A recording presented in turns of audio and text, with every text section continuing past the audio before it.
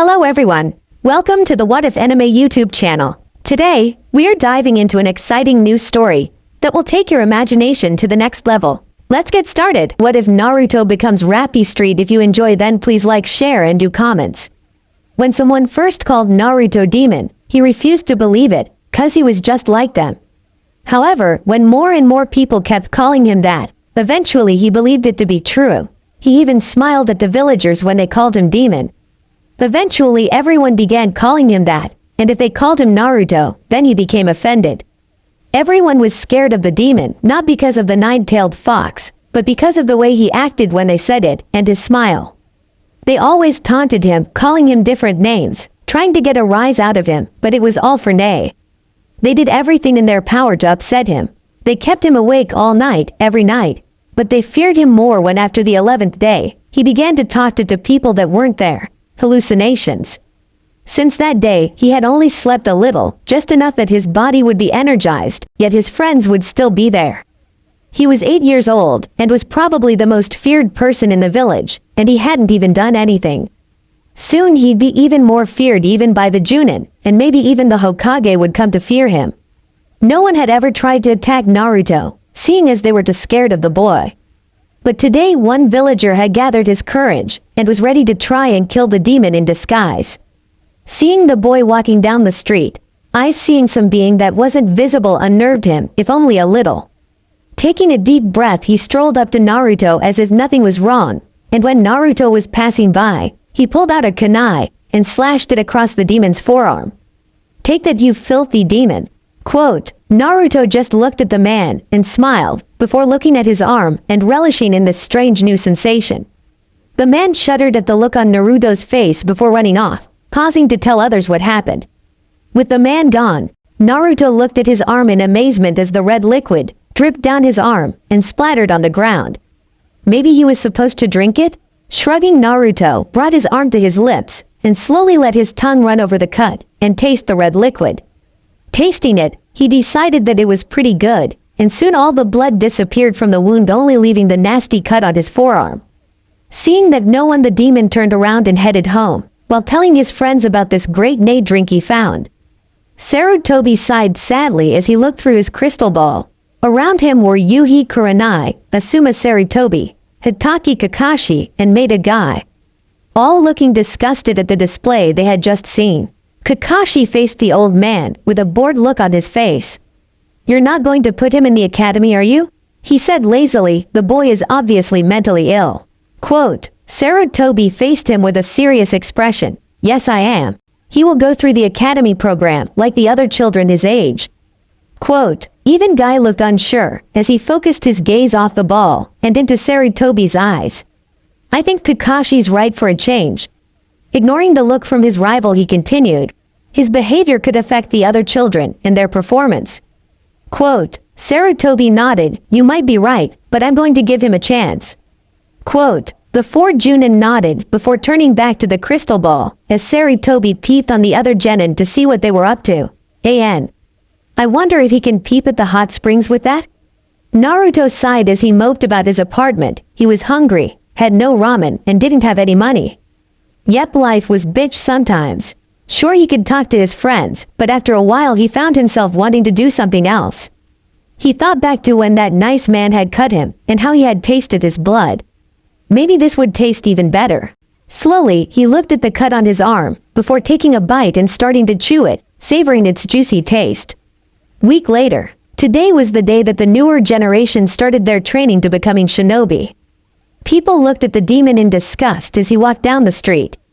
They took in his right arm, and most vomited at the sight. His arm had multiple chunks taken out of it, as if something had tried to eat his arm off.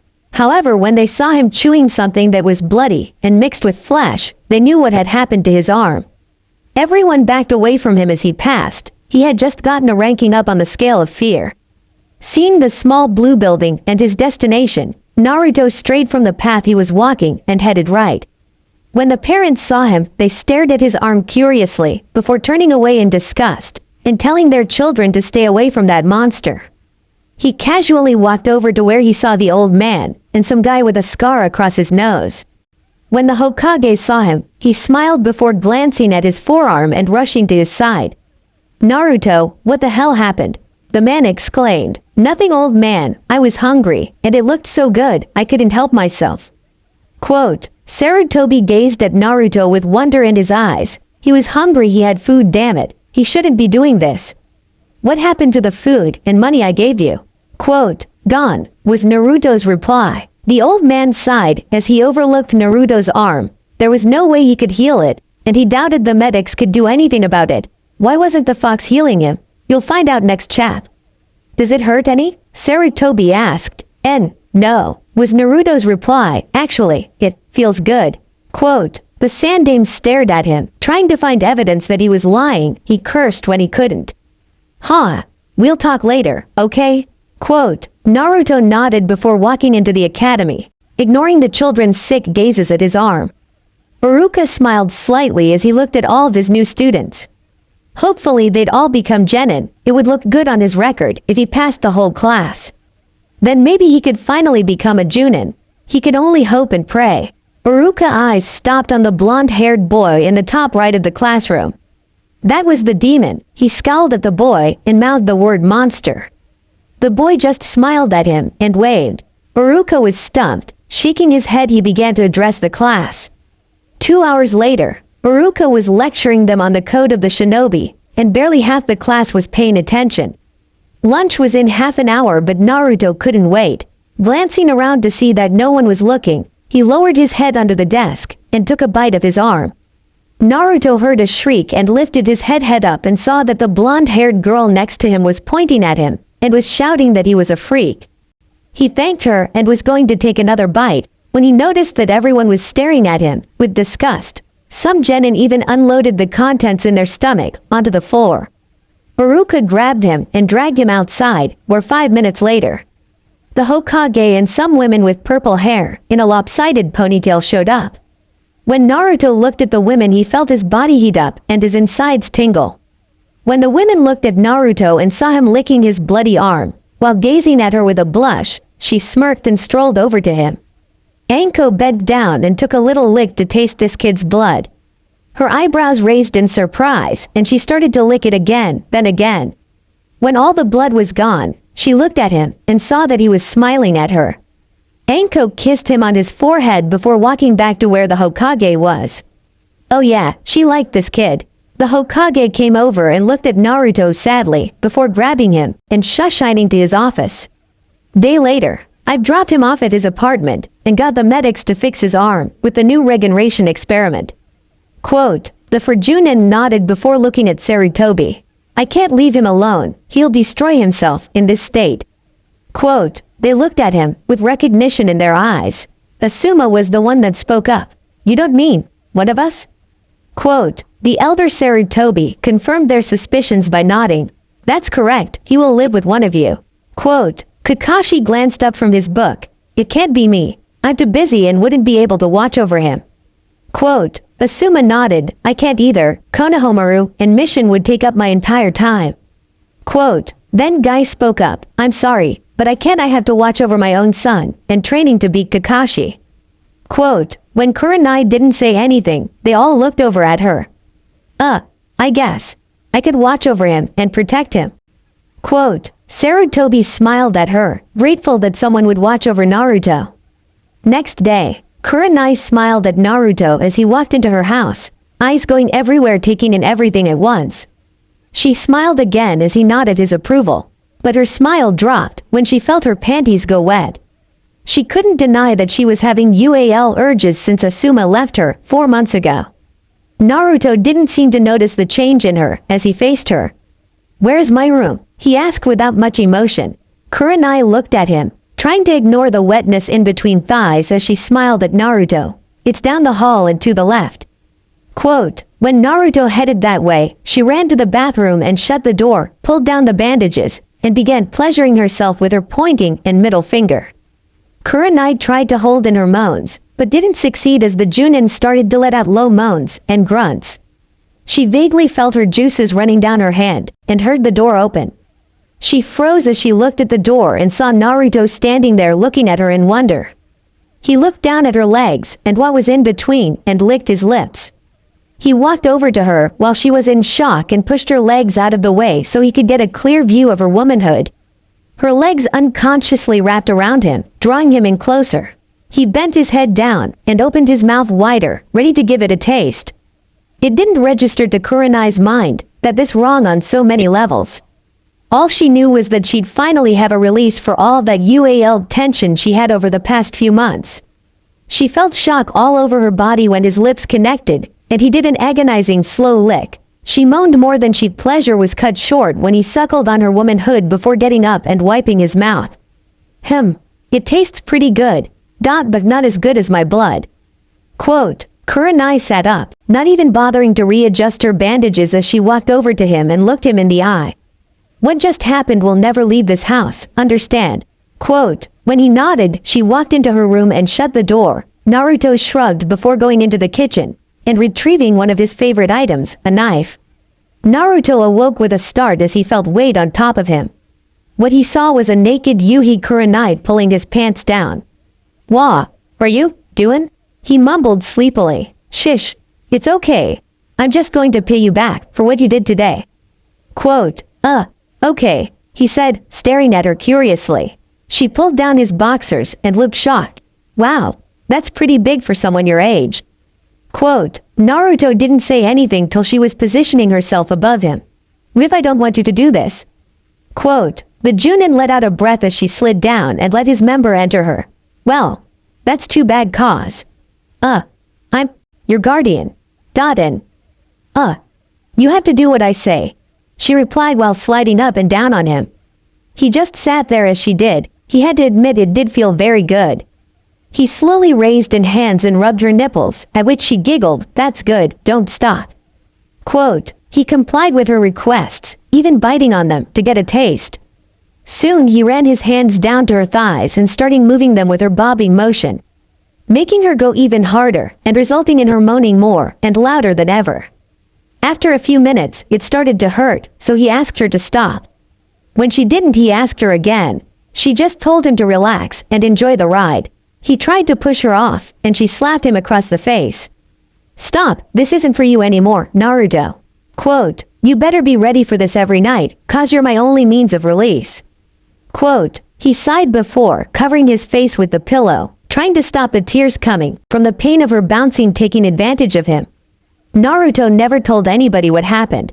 He also didn't tell them about the nights after that, or any of the nights after that when his guardian took advantage of him. He kept his pain and anger inside, bottling it up. And everyone knows what happens when you overfill a container. Sooner or later, it was bound to explode and unleash all its contents on everyone. Naruto sighed as Kurenai again came in his room and locked the door. Anko sighed as she walked out of the dango shop. She had just finished eating and now had nothing to do. Her thoughts drifted back to that boy that she saw at the academy. She had to admit his blood tasted really good and he was kinda cute. Thinking of that bright, red blood, she headed off towards Kurenai's house. She couldn't believe she was interested in some little kid. When Anko got to Kurenai's house, she could tell something was off. Not to mention those strange noises coming from the back of the house. Maybe the kid and Kurenai were. No. Shaking her head, she knocked on the door loudly, just to make sure they heard. The Genjutsu mistress cursed as she eased herself off of Naruto and put her clothes back on. She glanced at Naruto and ignored the pang of guilt that made itself known in her heart. Kurenai sighed before slowly going to the door and opening it for her best friend, Anko. Said Junin smirked at Kurenai. What are you doing? She asked with a mischievous grin. Oh, nothing. Why? She asked, what are you doing? Quote, well, I came to see you and the kid, especially the kid. Quote, Kurenai froze. Okay, just a minute. Quote, she ran to Naruto's room and saw that he was trying to stop his tears. She shook her head, grabbing his arm. Listen, Anko is here to see us, so I expect that you won't break your promise, will you? Quote, she saw that Naruto was looking at her arm hungrily, so she quickly removed it from his view. Do you understand? Quote, when he nodded, she let him go and walked back to the door, where Anko was sleeping. She grabbed Anko and pulled her in by the sleeve of her coat. When Anko was in, she removed her coat before sitting on the couch and chatting with Kurenai about the kid and various men in the village. God, I wish the fourth was still alive. He had a huge sack on him. Quote, Kurenai smacked her forehead before saying she had to check on Naruto. She went back to his room and gasped when she saw that he was cutting himself and drinking the blood as if it was the last thing he'd ever get. He's doing that again. Quote, she jumped before turning around and put her hand to her heart when she saw that Anko had been leaning over her shoulder. Anko gave her a funny look before strolling in the room and plopping down on the bed beside Naruto. Hey kiddo. Naruto looked at her for a minute before holding up his arm for me. Ah, thanks. Quote, Kurenai felt sick. She turned around and walked into the kitchen, trying to get her lunch to go back down in her stomach. Anko and Naruto were like two peas in a pod. So kid, how's your life going here? Anko asked while licking his arm. He made another cut while Anko grinned. It's good. Quote, she stopped and looked at him. Are you sure she's not hurting you or anything? Quote, he gave a small twitch, but Anko caught it. What is she doing to you? Quote, nothing. She's not doing anything to me, he replied shakily. Anko stared at him. Look, it's okay kid. You can tell me, and I won't tell her I know, okay? Quote, Naruto leapt into her arms. She's using me? He cried. Anko gasped before looking into Naruto's eyes and swore when she saw that he was telling the truth. She put her arms around him. It's okay Naruto, I'll get you out of here, okay?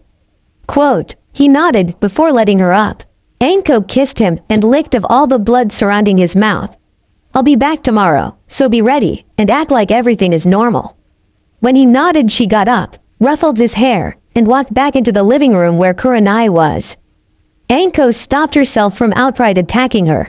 Well, I've got to go, but I'll be back tomorrow. See ya. Quote, Kurenai waved at her as she walked out before going into the kitchen and making dinner. It never occurred to her that Anko knew or that tomorrow Naruto would be leaving. It was even stranger when she did her nightly round with Naruto and he was actually helping her and exploring with his hands. She cleared her head before going back to what she was doing to Naruto.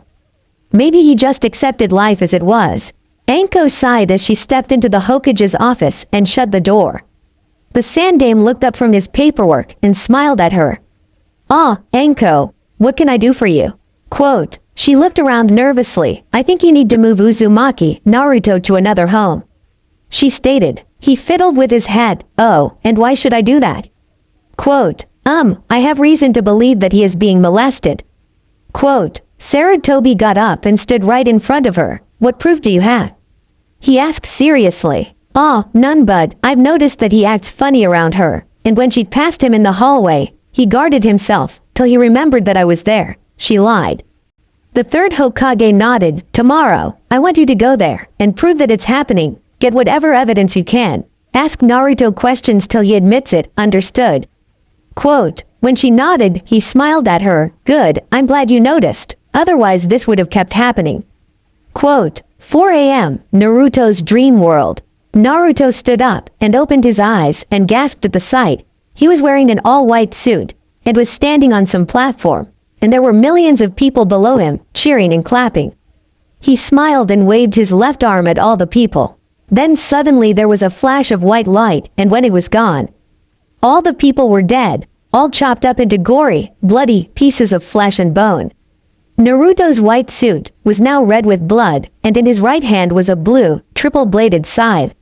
He stared at the weapon before laughing at the piles of bodies. He walked over and picked up a head and took a bite out of it.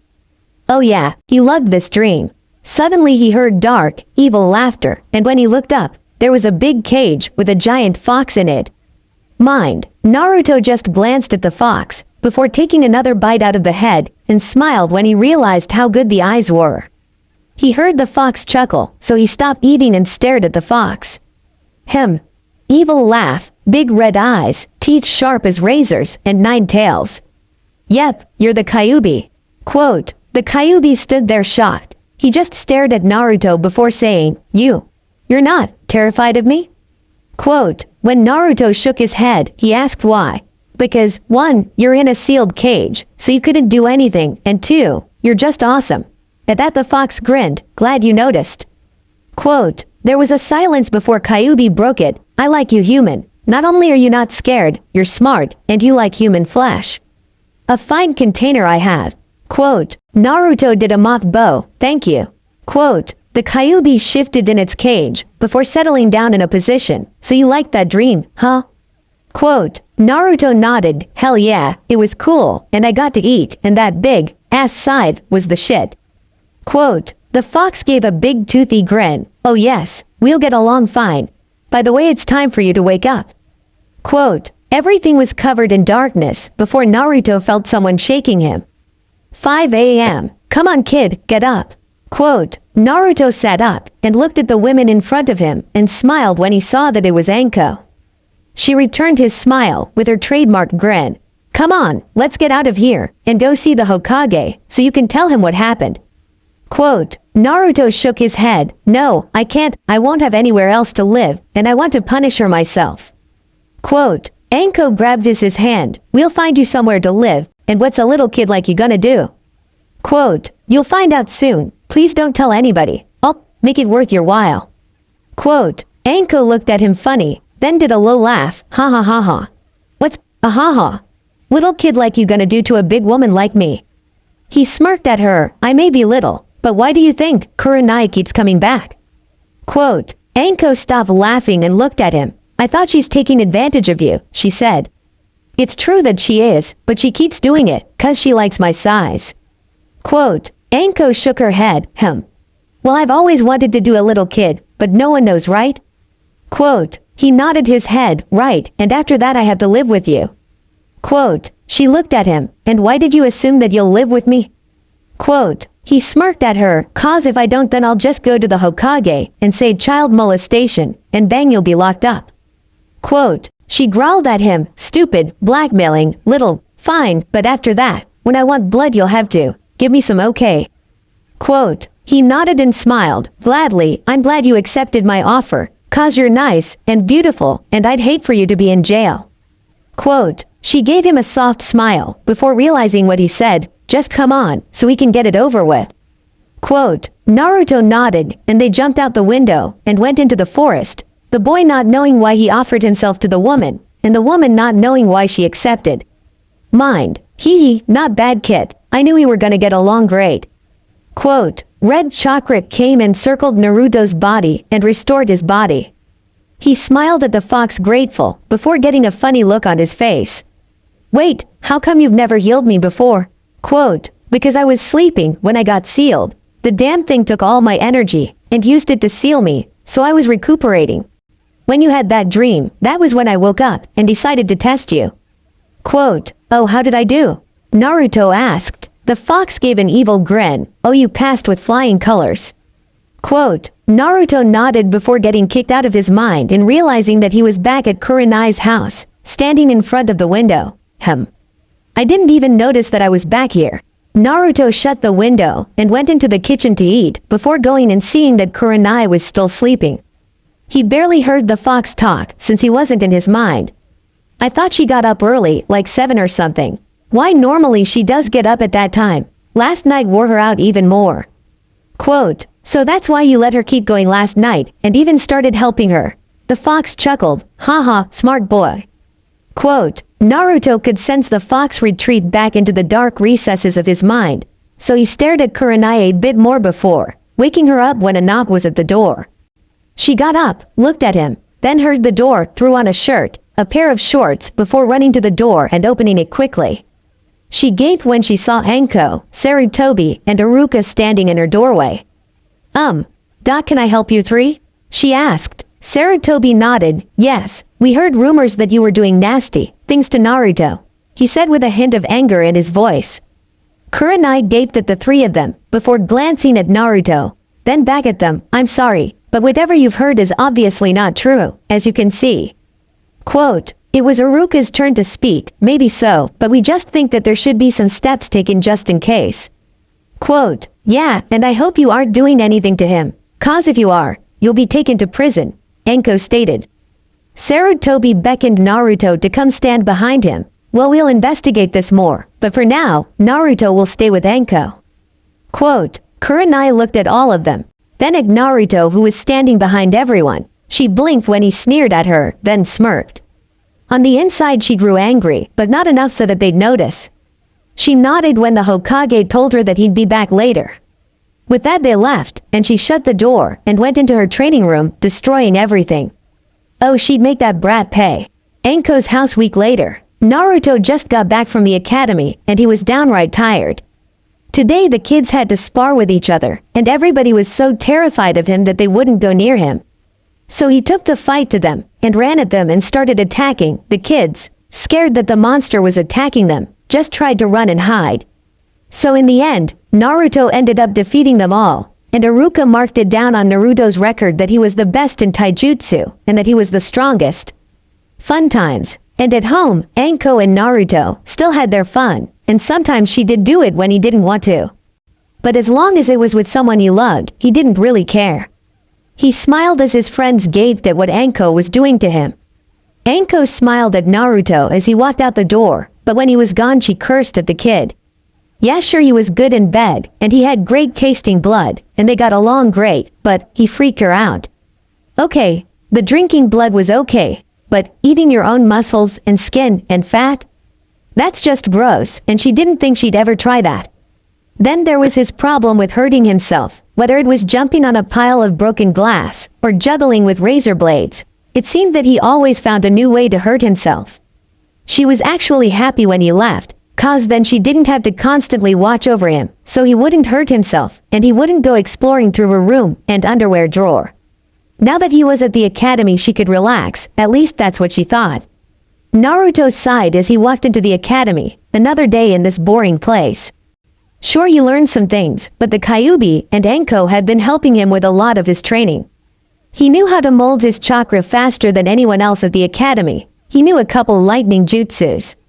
Oh, how he loved lightning attacks, the things they did to skin. He could also fry an enemy's brain with one shock. On top of that he was fast. I don't mean Chunin fast, I mean fast as in making. Okay, he was just very fast, like Junin speed. But the best thing was that he was the best taijutsu user, at least according to Iruka.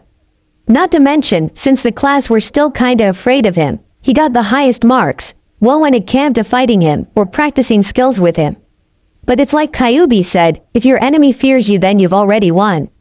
Of course he can say that. He's a 500-foot tall, red-eyed fox. That's the king of hell. Of course people are afraid of him. He smiled at Hinata, who first blushed, then gave a small shriek, and turned in her seat. Iruka walked in and did his big head jutsu and sat down.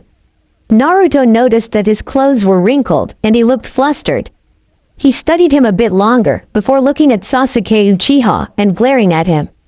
Their rivalry had started at the ripe age of 6, and now it continued, though 2 years later, people would think that they were the most bitter of enemies.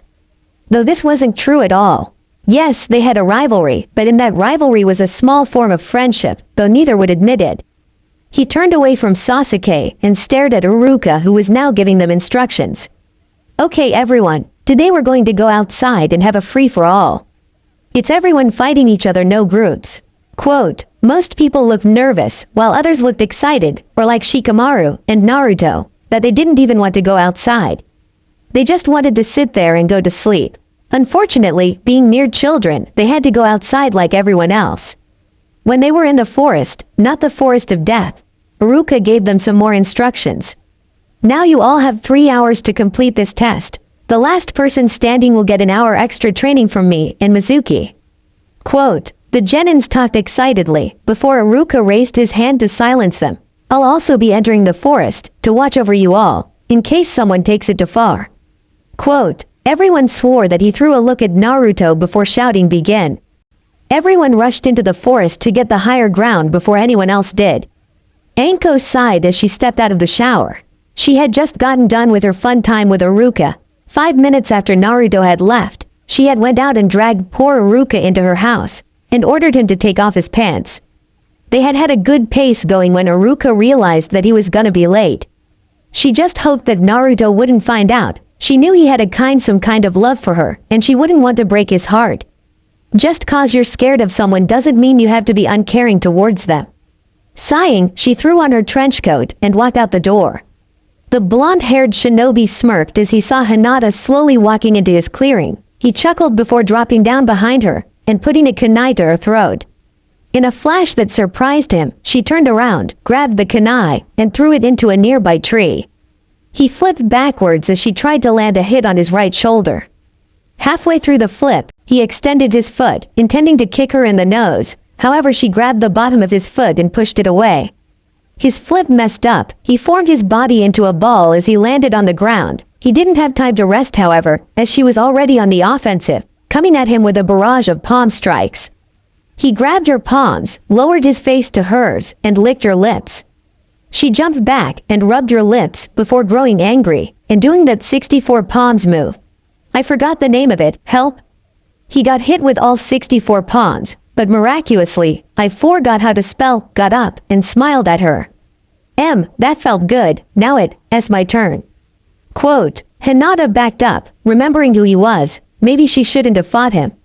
She shook her head and prepared a kaiden as he ran at her. Damn, I forgot about that stupid shield thing. Quote, Naruto leapt up into the air and threw some kunai at her. She cheered when she dodged them but gasped when she saw the explosion tags attached to them. She spun to do a kaiden, but was too late as the tags went up in flames and exploded, knocking her unconscious and leaving burns on her back and arms. Naruto smiled at his victory, knowing that it was sweeter since he didn't even use jutsu or any of his higher skills. Now it was time for the prize. Making sure no one was around, he pulled Hinata's body into the forest and unzipped her jacket. 1 hour later, Naruto smiled to himself as he walked through the forest. Hinata actually had the biggest breasts out of the whole class and a nice butt. No wonder she wore that fur jacket and dark pants. He smiled once more before running into the trees when he heard voices. He sneaked a peek and smirked when he saw Sakura, Shikamaru, and Choji. He listened in on their conversation. Yeah, that is a great plan, Shikamaru, Sakura said enthusiastically. You said it, Sakura. Choji said happily, if we get more people to work with us then we'll stand a better chance of winning. Quote, Shikamaru nodded lazily, then we'll all have a fair fight. Quote, they kept walking and Naruto decided to drop in once again. They looked startled before they all smiled at him. Hey Naruto, Shikamaru said. Naruto narrowed his eyes and ran forward, but tripped on the roots of the tree. Sakura and Choji broke into laughter. What a klutz, Sakura exclaimed. Yeah, Choji agreed. I don't think we should have such a dumb freak on our team. Even Shikamaru had a hint of an amused smile on his face. Sakura laughed some more. What a doby. Quote, Naruto snarled at them before holding his head, trying to block out all the insults. His went red, and they knew that that was the last mistake they'd ever make. Naruto broke into laughter as he looked at the bodies. Shikamaru's head was separated from his body, and his left eye and tongue were gone, obviously ripped out by someone's bare hands. The rest of his body was a bloody mess, like everyone else's. Shikamaru had a huge hole going straight through his chest as someone had rammed their fist through it. His arms were broken and had bite marks in them, with pieces missing and muscle and bone hanging out. To top it off, Shikamaru's calves were missing. From his knees down, his legs were just gone. Choji was less recognizable. 3/4 ths of his head was gone, and you could see various parts of his brain which had chunks taken out of it as well. His right arm was bent, and his hand was holding the back of his left shoulder. His stomach had a big burn mark on its side, and you could see his insides burned as well. Now Sakura, her body, wasn't even there. The only thing left of it was the little pieces hanging in various trees. Naruto had a crazy look in his eye, and a big evil smile on his face, as he licked all the blood off his clothes. His orange jumpsuit visible again. He burned the bodies to a crisp before running out of the forest and heading towards Anko's house. Iruka smiled as he snuggled in Anko's bosom. He had never went into the forest. After the children left, he went straight to Anko's house to get another shot at her. Luckily she was there, and the two had 2 hours worth of fun. Anko would never admit to Iruka that though he was good, a little 8-year-old kid lasted longer than him, and was actually bigger where it really counted. Speaking of kids, shouldn't you go back and check on the brats? She asked, though she was holding on to him. Well, yeah, I could. But Mizuki's there to handle any problems. Iruka replied with a glint in his eyes. Then in that case, They both looked at each other before going under the covers. Naruto knocked on the door 6 times, and when she didn't answer, he grew angry. Not to mention the loud moan and screams coming from inside. Finally having enough, he kicked the door down and ran to Enko's room. What he saw shocked him. Iruka was on his knees, sticking his manhood into Enko. They both stopped in the position they were in and looked at him. Naruto looked at the ground, before looking back up at Enko. "What's going on?" Quote, Enko sighed, "Look kid, you're fun and good and all, but I'm an older woman, I have my needs, that sometimes you can't fulfill." Quote, Iruka nodded, "Yes, she right. Besides you're an 8-year-old, you can't possibly think that you'll satisfy an older woman." Quote, Enko smiled at Naruto sadly, "I'm sorry Naruto, but we just can't do this anymore. I don't care about the agreement, you'll have to go somewhere else." She winced when she saw a tear come from Naruto's eyes. "I'm sorry Naruto, truly I am." Quote, Naruto just smiled before his eyes went red. Enko coughed and groaned when she saw her hand covered in blood. She had 2 deep gashes in her chest, and her left arm was broken in 3 places. But that was all. Iruka, however, wouldn't be doing anything with a woman ever again.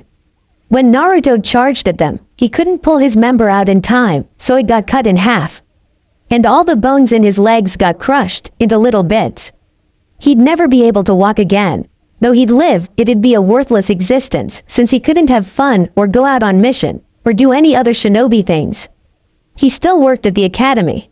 Naruto, that demon, got thrown into jail by Ibiki and some Anbu when they came to inform everyone about the deaths of 3 genin. Ibiki had grabbed him right after he sliced Iruka, and it had taken all the Anbu and Enko to hold him down. But he had put up one heck of a fight, and had fought them all, not caring when he got injured. The Anbu had all gotten big and were in the infirmary for some type of poisoning that came from Naruto's teeth. It was a lethal poison that paralyzed the enemy so they couldn't move, and Naruto could do whatever he wanted to do to them. Enko suspected that somehow Kyuubi made the poison and made it leak through Naruto's teeth. God, she hoped that Naruto got locked up forever, though she knew that somehow that wouldn't happen. Jail cell. The Sandane, Kakashi, and Morino Ibiki were standing in front of Naruto, who was shackled to the wall by his wrist and ankles. He was smiling at them, but his gaze was focused on an Anbu member in the corner with long purple hair. She stared back at him, and he licked his lips. She turned away in disgust and looked at Sandame. "Why is this kid in here?" Quote, the professor lowered his hat. He attacked and almost killed Enko Mitarashi, Iruka Amino, and several Anbu member. Quote, she looked at the kid with a doubtful expression. "This little 8-year-old runt?" Quote, Kakashi looked up from his book. "Yes, don't underestimate him, just cause he's a little boy."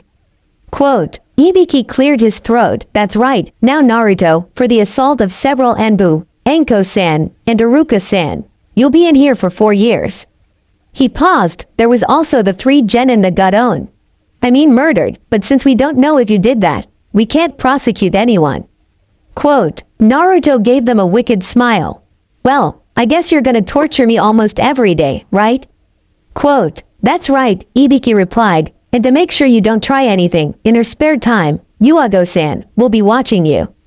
Quote, "At least I'll have something beautiful to look at," Naruto said, looking at Yago with a lustful expression on his face.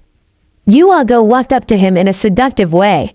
When she reached him, she put her hand up and caressed his face. Then Yuago squeezed his cheek hard, but was surprised when he kept smiling. The Anbu had a cruel smile on her face. "Well, don't count on it, cause I'll be assisting in your torture as well." Quote, Naruto blew a kiss at her. "I'd love it if you did that for me." Quote, Sandame just sighed, while Kakashi was giggling like a pervert, his head still shoved in his book, and Ibiki just had an amused look in his eyes. Naruto looked at Kakashi, then at his book. "Yo Cyclops, let me see that since it'll be a while before I get out." Quote, said Cyclops shrugged before holding the book up in Naruto's face, which soon after Naruto started giggling. "When I get out, I'll pay you for some of these." Kakashi nodded. "Sure, it's a deal, but you should focus on your current situation, and not about the outside." Quote, Naruto ignored him. "Come on trenchcoat, start my session." Ibiki's eye twitched, but he nodded to Yuago, who went outside the cell door and came back with a bucket of ice-cold water. Naruto turned to Kakashi. See, I'm focusing, now remember the deal. Quote, Kakashi and the Sandame went behind him to the cell door before Sandame whispered in his ear. I'm sorry, Naruto. I know you have had a bad life, and when you get out, I'll make it so that you never get sent back in here. Right now you're too dangerous. Hopefully Ibiki will knock that out of you, so you'll become an effective ninja. Quote, with that the two ninja left, and only Ibiki and Yuago were left in the cell with Naruto. Morino took off his gloves and stuck his hands in the ice-cold water. Then Yuago wrapped them in bandages. Who knows what FIC this is from? The head of interrogation smirked at Naruto before asking, you ready? Quote, without waiting for an answer, he punched Naruto in the ribs, effortlessly breaking two of them. He frowned when Naruto kept smiling. He was still looking at Yuago. Quote, Naruto turned his head towards Morino. That all you got you? Quote, Yuago's jaw dropped. Not only did this boy not scream, he even asked Ibiki if he was A, and he was smiling at her like he was trying to prove something to her. She looked on as Ibiki smirked at Naruto. Oh no, I got way more than that. Quote, he uppercutted Naruto with his left and smirked when Naruto spit out blood, part of his tongue and some teeth. But that fool laughed, he laughed, and stared at Yuago again. Then he looked at Ibiki. Holy crap, my teeth, oh my god, whatever am I gonna do? He said sarcastically. Then he opened his mouth and laughed when new teeth grew back, and his tongue was fully healed. Yuago shivered as he swallowed the mouthful of blood. Oh yeah, it was going to be a long 4 years. 3 years later, 2 days till Naruto is out. Time skip, yes I know, sorry.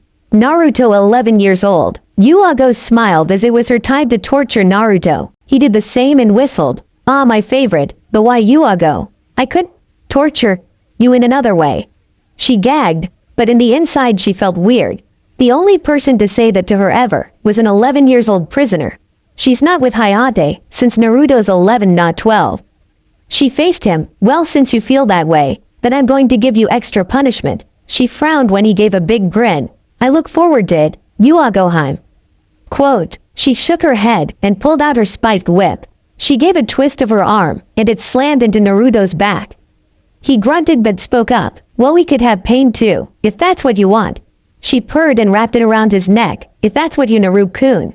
He laughed. There you go. Just let loose. If you have any stress, then come and let it out on me. Quote, she stared at him, about to say something when Ibiki spoke up, and told her that he was going to get a drink. She nodded, knowing that he often pulled all-nighters, trying to get Naruto to break, when all he did was stare at Yuago. When he left the room, she got in Naruto's face. What's your game? Quote, Naruto raised his eyebrows. What do you mean? Quote, Yuago edged closer, not noticing that her nose was pressed against Naruto's. You know what I mean, always staring at me, making catcalls, giving me an invitation to get rid of my problems for a little while. Then now you say that I can take out my anger on you. What's the deal? Quote, Naruto smiled at her, not a cruel smile, but a soft smile, 'cause you're beautiful, and I like you. Quote, and since I love pain, if you want to hurt someone, then come and hurt me. Quote, she stared at him, right, trying to act like you care about me. Quote, Naruto smiled again, I do. Let me show you. He pressed his mouth against hers, and slipped his tongue inside when she opened her mouth. He played around with her tongue before exploring her mouth while she stood there shocked. Then she joined him in the kiss for a few seconds before withdrawing with a blush on her face. I don't know what came over me, but if you ever do it again, I'll kill you, understand? He just smiled at her, then said you should get back to what you were doing. Quote, she backed up and gave a small smile. Thank you for caring in your own strange way. When he nodded, she swung her whip and slashed him across the chest, repeatedly, thinking of all the bullshit she ever had to deal with. When she was done, she saw that Naruto's chest, which was once clean with a few marks on it, was now bloody and disfigured. Yet he smiled at her. Feel better? Quote, she nodded, then watched in fascination as he struggled to lick all the blood off. She had seen him do this before, but it was nasty, yet fascinating to watch. Yuago shook her head when it showed that Naruto's chest was completely normal now, as if she'd never touched it. She went back to the corner when Ibiki came in with oil and a lighter. She winced when he poured on Naruto's whole body, except his head, then hissed when the lunatic flicked on the lighter, and quickly put it in Naruto's pants pocket. But now she noticed that Naruto's gaze wasn't on her, it was on the wall behind Ibiki. One day later, one day till Naruto's out, Naruto smiled when he saw that his friends were here. Remember hallucinations, ever since he'd been here he had seen them. He had a tight 24-hour schedule, he slept for 3 hours, went outside to the prison grounds for 1, and the other 20 hours he was tortured on end. He looked behind Ibiki and saw one hitting Ibiki as if trying to make him stop. He smiled at it and shook his head no, telling it to leave him alone. It stopped and went back to the wall. Yuago saw him and followed his view, but didn't see anything. She frowned when he shook his head and looked once more. She looked real hard and thought she saw an outline of a hand swatting at Ibiki as if he was a fly. She gasped and turned back to Naruto, looking at him, wondering if he could control ghosts or some other spiritual force. She kept staring at him, but now he was staring at her. Ibiki wasn't noticing as he kept pouring oil on Naruto. She sighed, knowing that they couldn't hurt him. She returned his gaze throughout the entire time of his torture. Day Naruto gets out. Naruto awoke and saw that no one was in the room except some man with really pale skin and a tuxedo. The man was bald and his eyes were black. I mean the pupil, the iris, every part of his eye was black as night. Who knows what show he's from? He walked up to Naruto and put his hands on Naruto's face. Naruto felt his energy being sucked out and realized that he couldn't breathe. The smile still on his face, he stared at the man, who was smiling at him as well. Morino and Yuago stared at Naruto and see what his reaction would be to the genjutsu. Ibiki cursed when he saw that that stupid was still on his face. He lifted his head up when Naruto started talking. Naruto looked at the man again and saw that in a flash the man was in the middle of the room and started talking to him. You, Naruto Uzumaki, are going to hell. Naruto nodded. Thank you, I'm glad that you noticed. Quote, the man still had an amused smile on his ugly face. Before you die, ask me anything you want. I am the Reaper, I know all. Quote, Naruto thought for a minute, silently acknowledging Kyuubi's statement that the man was a fake. Well, what's the meaning of life? The Reaper smiled. The meaning of life is killing everyone that you can, and being as bad as you can before you die. Quote, Naruto snorted, of course you'd say that, you're evil. Quote, Reaper chuckled. Okay, what do you think the meaning of life is? Quote, outside of the genjutsu Morino and Yuago listened intently, wanting to know what Naruto thought as well. I think that there is no meaning of life, but rather that each life has a different meaning. For some the meaning of life is becoming Hokage, while others is learning all the jutsu they can. Quote, when Yuago nodded, the Reaper did too. A very good answer from someone so young. Next question. Quote, okay, what's your favorite color?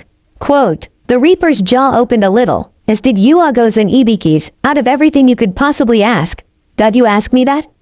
Shaking his head the man continued, it's red, the color of blood. Naruto nodded. Okay, when I die, will you kill Ibiki for me? Quote, the man laughed, ah ha ha ha, ha, no. Quote, Naruto sighed, fine. Why is Yuagoheim so beautiful? He asked with wonder in his voice. Reaper didn't say anything for a moment, because she just is. All her ancestors were the winner of beauty pageants. Quote, Naruto shook his head. You say it's cause of her beautiful ancestors, but I think that it's her natural beauty. Quote, Ibiki smirked at Yuago as she blushed, before shaking her head, which the Reaper did as well. Next question. Quote, Naruto smirked at him. Well, you do know that when I die I am going to become the king of hell, so basically you'll be my bitch, you know that right? Quote, the Reaper grew angry and the room lights flickered, before he shouted, ah, stupid fool. No one rules me. One question left. Quote, Naruto laughed and was about to ask him the last question when he saw one of his friends coming, making loud noises as he ran into the room. Naruto smirked before looking at the corner of the room. Can you see that? Quote, Ibiki and Yuago took in every part of the cellular cell, which made the Reaper do the same. What are you talking about? The Reaper asked in annoyance. Naruto looked behind the Reaper, and Yuago followed his gaze, and swore that she saw a hand with a blade in it. The Reaper eyes widened when it saw a tall man in a dirty blue pants, black shirt, and torn blue jacket. The man's face had a hockey mask, and in his left hand was a machete. Yes, I used Jason. I don't own him either. Would I like him? He's cool. The Reaper didn't react as Jason's machete went through his chest and cleaved him in half. The two interrogation specialists gasped when the jutsu fell and for a brief moment saw Jason looking at them. But then he was gone and Naruto was looking around. He looked at Yuago and had a hurt look on his face when he saw her hands in a seal. "Oh, Yuago-hime, how could you? I thought we had something special." She turned away so he wouldn't see her flushed face. Ibiki spoke up. "I have no idea in hell what that thing was, but I don't want to know. Reg RD less your time is finally up. It's time for you to leave." Quote, Naruto smirked as the Sandame walked in and looked at Naruto and slapped his forehead when Naruto said, "Sup old man?" Quote, Ibiki shrugged as Sarutobi looked at him with a glare. "We did every torture technique possible, but no jutsus as you requested." Quote, "And every time we tried to go in his mind, we got kicked out." Quote, Sarutobi nodded. "Ha well Naruto, I hope you learned your lesson." Quote, "Yep." Naruto replied, "I learned that if I'm going to kill someone, then I should do it sooner." Quote, Sarutobi sighed before unlocking the shackles on his legs, and was about to do his arms when Naruto stopped him. "I want to keep these on, just rip it off the wall." Sarutobi looked at him before, shooting acid at the chain attached to the wall, and watch it burn off.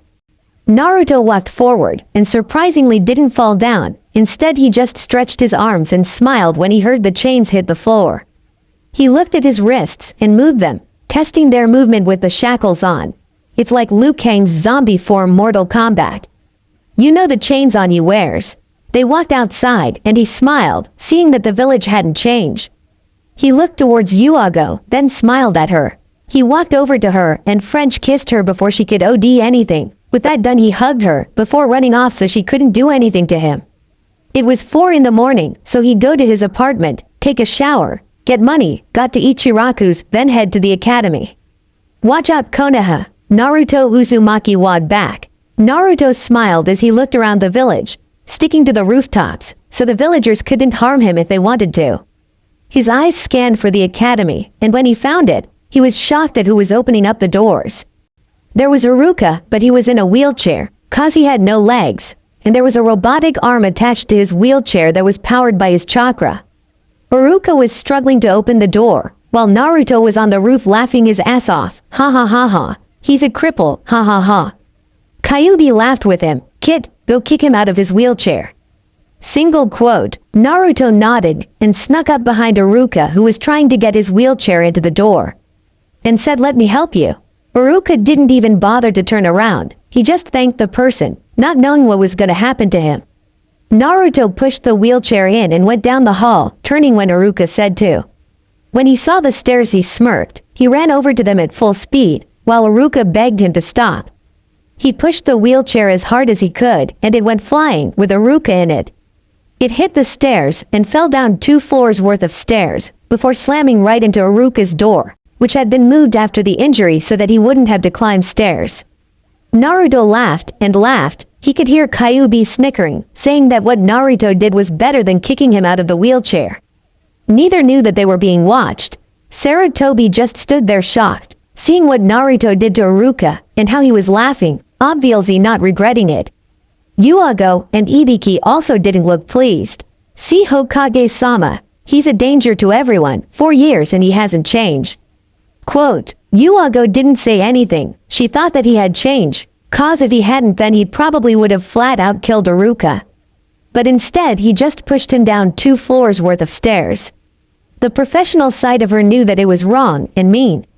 But the other side of her, her childish side, wanted to go there and laugh at Iruka right beside Naruto. That brought her to another thought. Naruto was by all means a dangerous criminal, but he was the only one nice to her, and the only one brave enough to French kiss her without worrying about the consequences.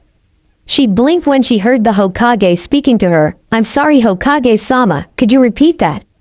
Quote, Sarutobi sighed. "He seemed to be doing that a lot. I said you are relieved Yuago-san, you may go home." Quote, she nodded, "Thank you Hokage-sama." Quote, Yuago used the body flicker technique and ended up at her house. She walked in and took off her clothes and stepped into the shower. She let out a deep breath when the hot water came on and relieved her of her stress. Not as good as Naruto, but it helped. She washed your body, scrubbing everywhere. She may be an Anbu and have a lot of missions, but that made her respect being cleaner even more than other people. Yuago grabbed the shampoo and squeezed the whole bottle on the top of her head. She then started massaging her scalp. Oh yeah, she loved showers. Naruto let out one final laugh before breaking the window and hopping out of it, running into the woods. Suddenly he stopped and hunched over, holding his stomach in pain. Ah, Kyuubi, what's happening? Naruto coughed. Well, you're not gonna like this, but every day more chakra of mine gets added to your system. You see, since you got locked up, I forced the chakra to stop going into your chakra system, 'cause they would have killed you if they noticed you getting more of my chakra every day. Quote, Naruto's eyes widened, you mean? In his mind, Kyuubi smiled. Yep, since it's been repressed for 4 years, it'll all come flooding in at once. Which means that you're gonna have one hell of a time. Quote, Naruto shook his head, then upchucked the lunch he stole from the academy. He groaned when he started throwing up blood. He stumbled forward, going through the forest, throwing up or holding his head every other second. Naruto grunted in pain when he hit a root and he fell forward, hitting his head on a rock. He got up and fell back down. He crawled along the ground toward a light that he saw. Being 5 in the morning, it was pretty easy to see a bright light in the woods. Naruto groaned as he struggled to reach it. How much longer is this gonna last?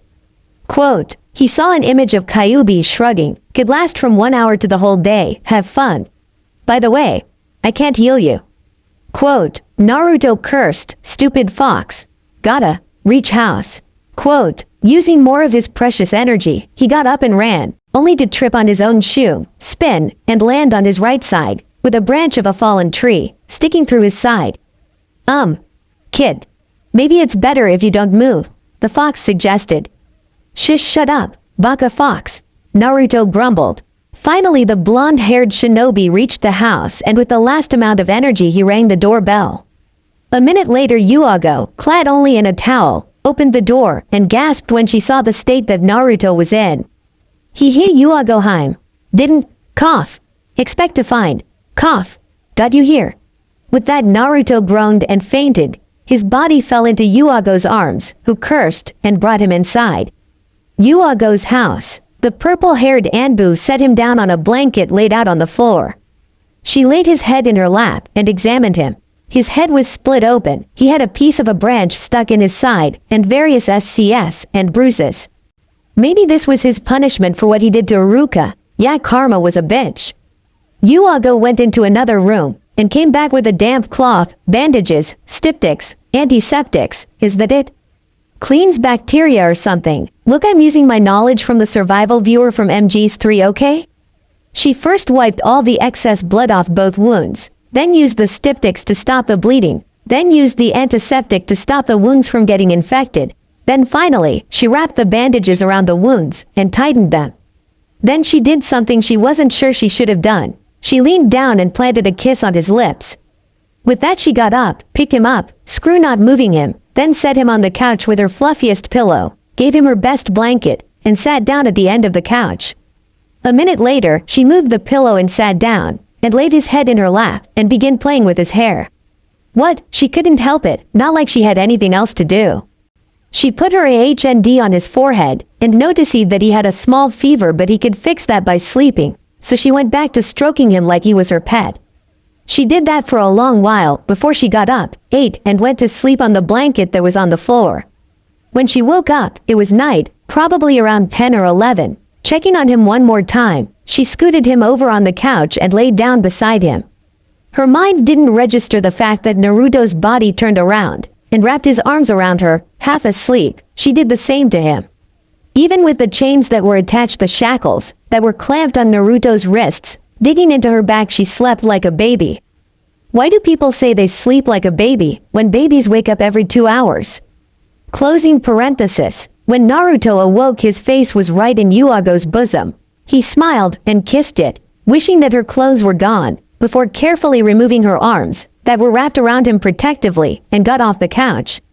He looked around before noticing that he felt better. He tore off all the bandages and went into the kitchen, then proceeded to raid her fridge. Deciding that it was time to leave, He walked over to Yuago's sleeping body and bent down to kiss her before he got a better idea. He bent down to her neck and put his lips on the side of her neck. Needless to say, when she wakes up, she'll notice that mark on her neck. Academy 7 o'clock. Iruka cursed as it hurt to move even more than it did before. Damn whoever it was that pushed him down the stairs. Apparently the same person stole a bunch of food from the cafeteria, then TP'd the bathrooms. He groaned and unlocked the door of his classrooms, ready for the day of the Genin exams.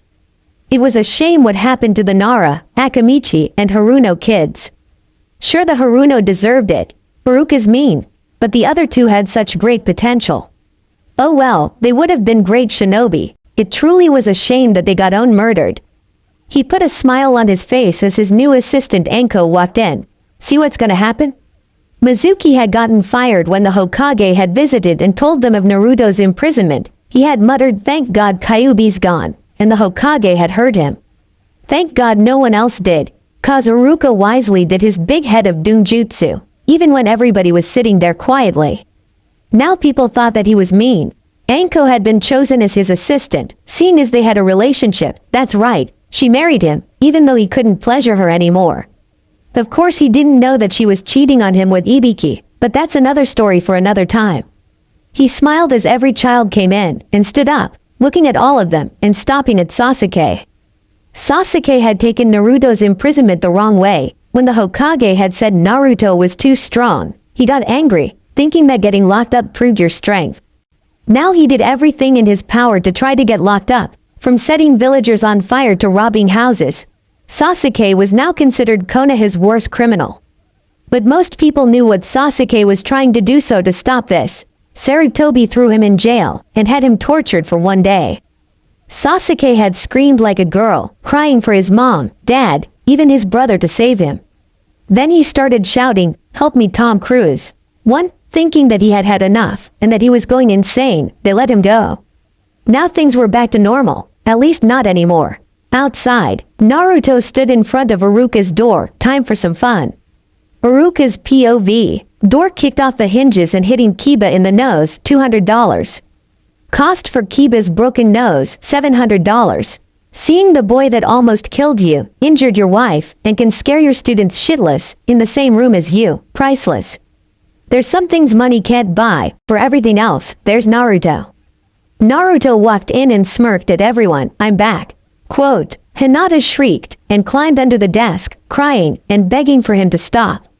Naruto glanced over in her direction, and chuckled. He slowly walked down the steps toward Iruka, who was backing up into the corner, along with Anko, who lowered her hand to her chest. He stopped in front of them, and turned around to address the class. "See everyone, this is power. If you're 12 years old, and a special Junin, and a ex-Chunin fear you, then you know you got respect." Quote, Sasuke stared at him, and nodded at him when Naruto glanced his way. Naruto returned the nod before turning back to Anko and Iruka. He smiled at Anko and stepped up and kissed her on the lips, which she actually returned, happy cause she though he wasn't going to try and hurt her again. Iruka glared at Naruto but sat there, helpless to do anything. His hands went down into Anko's skirt and she moaned loudly. Before she could do anything, he dragged her into the closet, and then they sat there shocked when they heard Anko screaming out Naruto over and over again. Then her screams of pleasure turned into screams of pain, as she begged him to stop. A few minutes later Naruto walked out of the room with blood on every part of his body. Graphic description of dead body ahead. Naruto smirked and sat down in his old seat.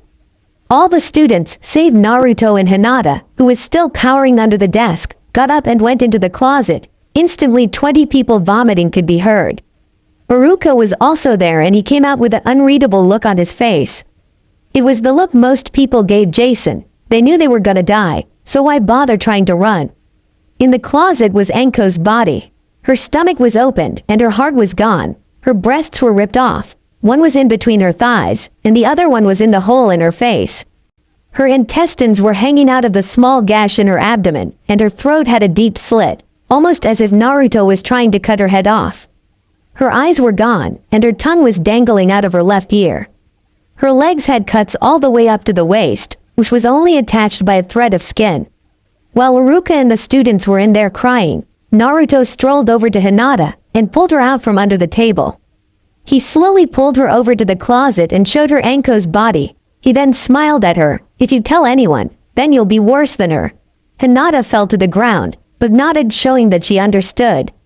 He smiled at her. "Good." He then ripped off her jacket and laid her on Aruka's table. 10 minutes later, when he was done, he smiled at her before grabbing a headband and smirking at Aruka. "Do I pass?" Quote, Aruka nodded as fast as he could. It was official, Naruto had passed and become a shinobi. Hinata didn't bother hiding her tears from the Hyuga Council. They knew something was wrong with her, but they didn't know what. Her father had tried to help her, even being nice to her, but that just made her cry harder. Knowing that he was being kind to her, only because she was emotionally shook up. But she had been D3 times by Naruto, and she couldn't help but feel that it was her fault. If she had been stronger, she could have fought him off. But she was weak. Her father and all the elders were right, she was weak. If she was stronger like Neji-san, she would have killed him when he tried to her. But she wasn't strong, and he succeeded in raping her, and then years later he came back and did it again. Why her? Why did bad things always happen to her? Now her life was worse. People pitied her when all she needed was someone to listen to her. She needed someone to confess that Naruto hurt them in some way, then she'd confess that he did her. She had to be sure that there was other people who had their lives ruined by Naruto, that she wasn't the only weak one. She was scared to confess though, because she remembered what Naruto had said to her. He slowly pulled her over to the closet and showed her Anko's body. He then smiled at her. "If you tell anyone, then you'll be worse than her." Quote, Hinata shuddered at the thought. How in the hell could you be worse than that mutilated corpse? She didn't want to know because she knew that Naruto was speaking the truth. Kami knows Naruto wasn't afraid to do anything. Hell, he would probably tell the death god to go fuck himself, just for the hell of it. Why can't I be strong like that? She thought in wonderment. If I was strong like him, then he couldn't be anymore. Sure, I might get D a few times, but when I'm stronger I'll be the one raping him. Then we'll see who's in control of who. Quote, Hinata sat up. She had the past week to think, and now she was done. No more nice and kind Hinata. She wouldn't be the one who others could depend on. They better go to someone else. The old Hinata was gone, and now there was a new, more determined, colder Hinata in her stead. What I can't say she was stronger cause her skill level is still the same. Hinata stepped into the bathroom and looked at her face in the mirror. Instead of that low self-esteem, kind face, was a scowling, non-caring look. She washed her face before gasping, "I haven't showered in a week." Needless to say, she jumped in the shower, still pondering on Naruto. Hokage's office. Sarutobi just stared at the document in front of him, not wanting to sign the damn thing but knowing that the world would be safer if he signed it. He had thought about it all week, and no matter what way he thought about it he kept returning to the same conclusion. That Uzumaki Naruto was dangerous. No human word could describe what was wrong with Naruto.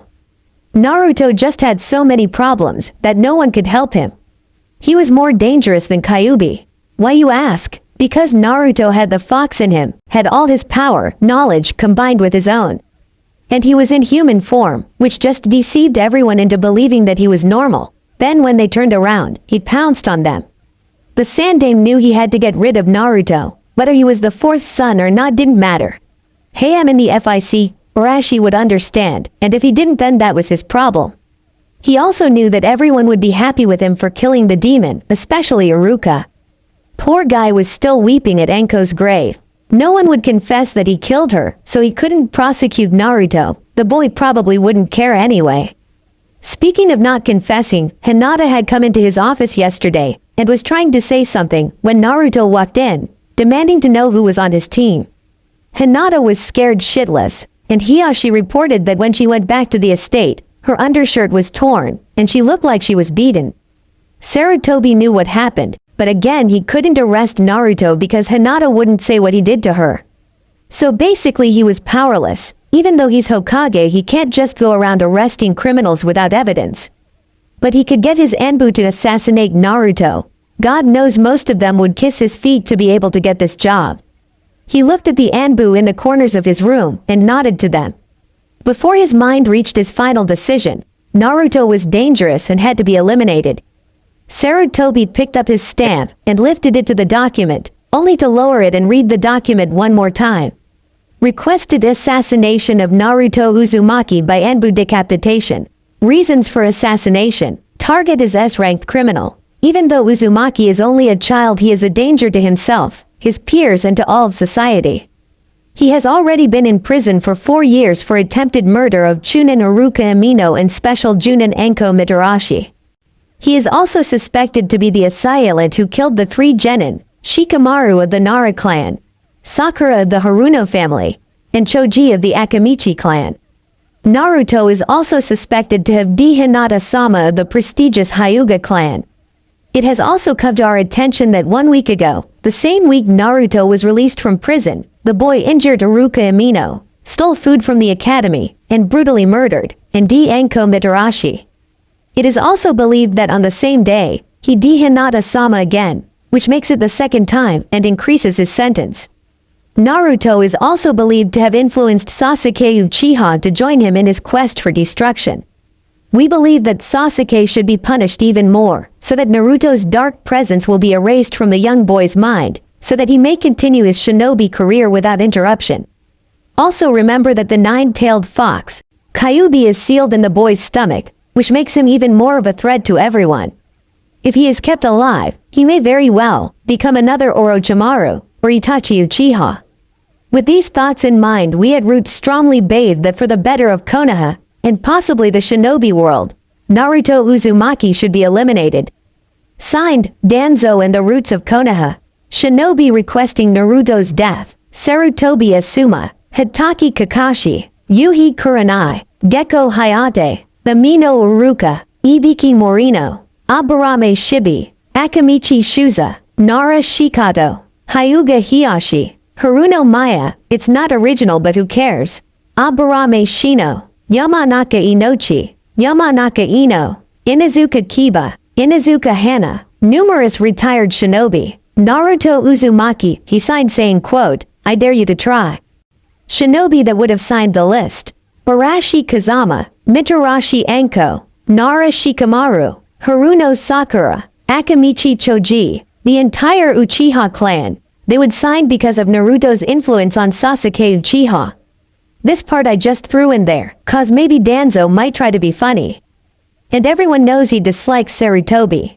Shinobi that would sign the list if they had a brain: the Sandaime Hokage, ooh disrespect, and every other resident of the Leaf Village that didn't sign the list. Shinobi that are absolutely against the idea: Naruto Uzumaki and Kyuubi. Yes, Naruto signed twice, though this was Naruto signing for Kyuubi. Closing parenthesis, Sasuke Uchiha, numerous serial killers and psychopaths, people fearing for their lives, random people, who we suspect are actually Sasuke and Naruto in henge form. Needless to say, almost the entire shinobi population is for Naruto's death. The council has ordered that you act immediately or they will take actions into their own hands.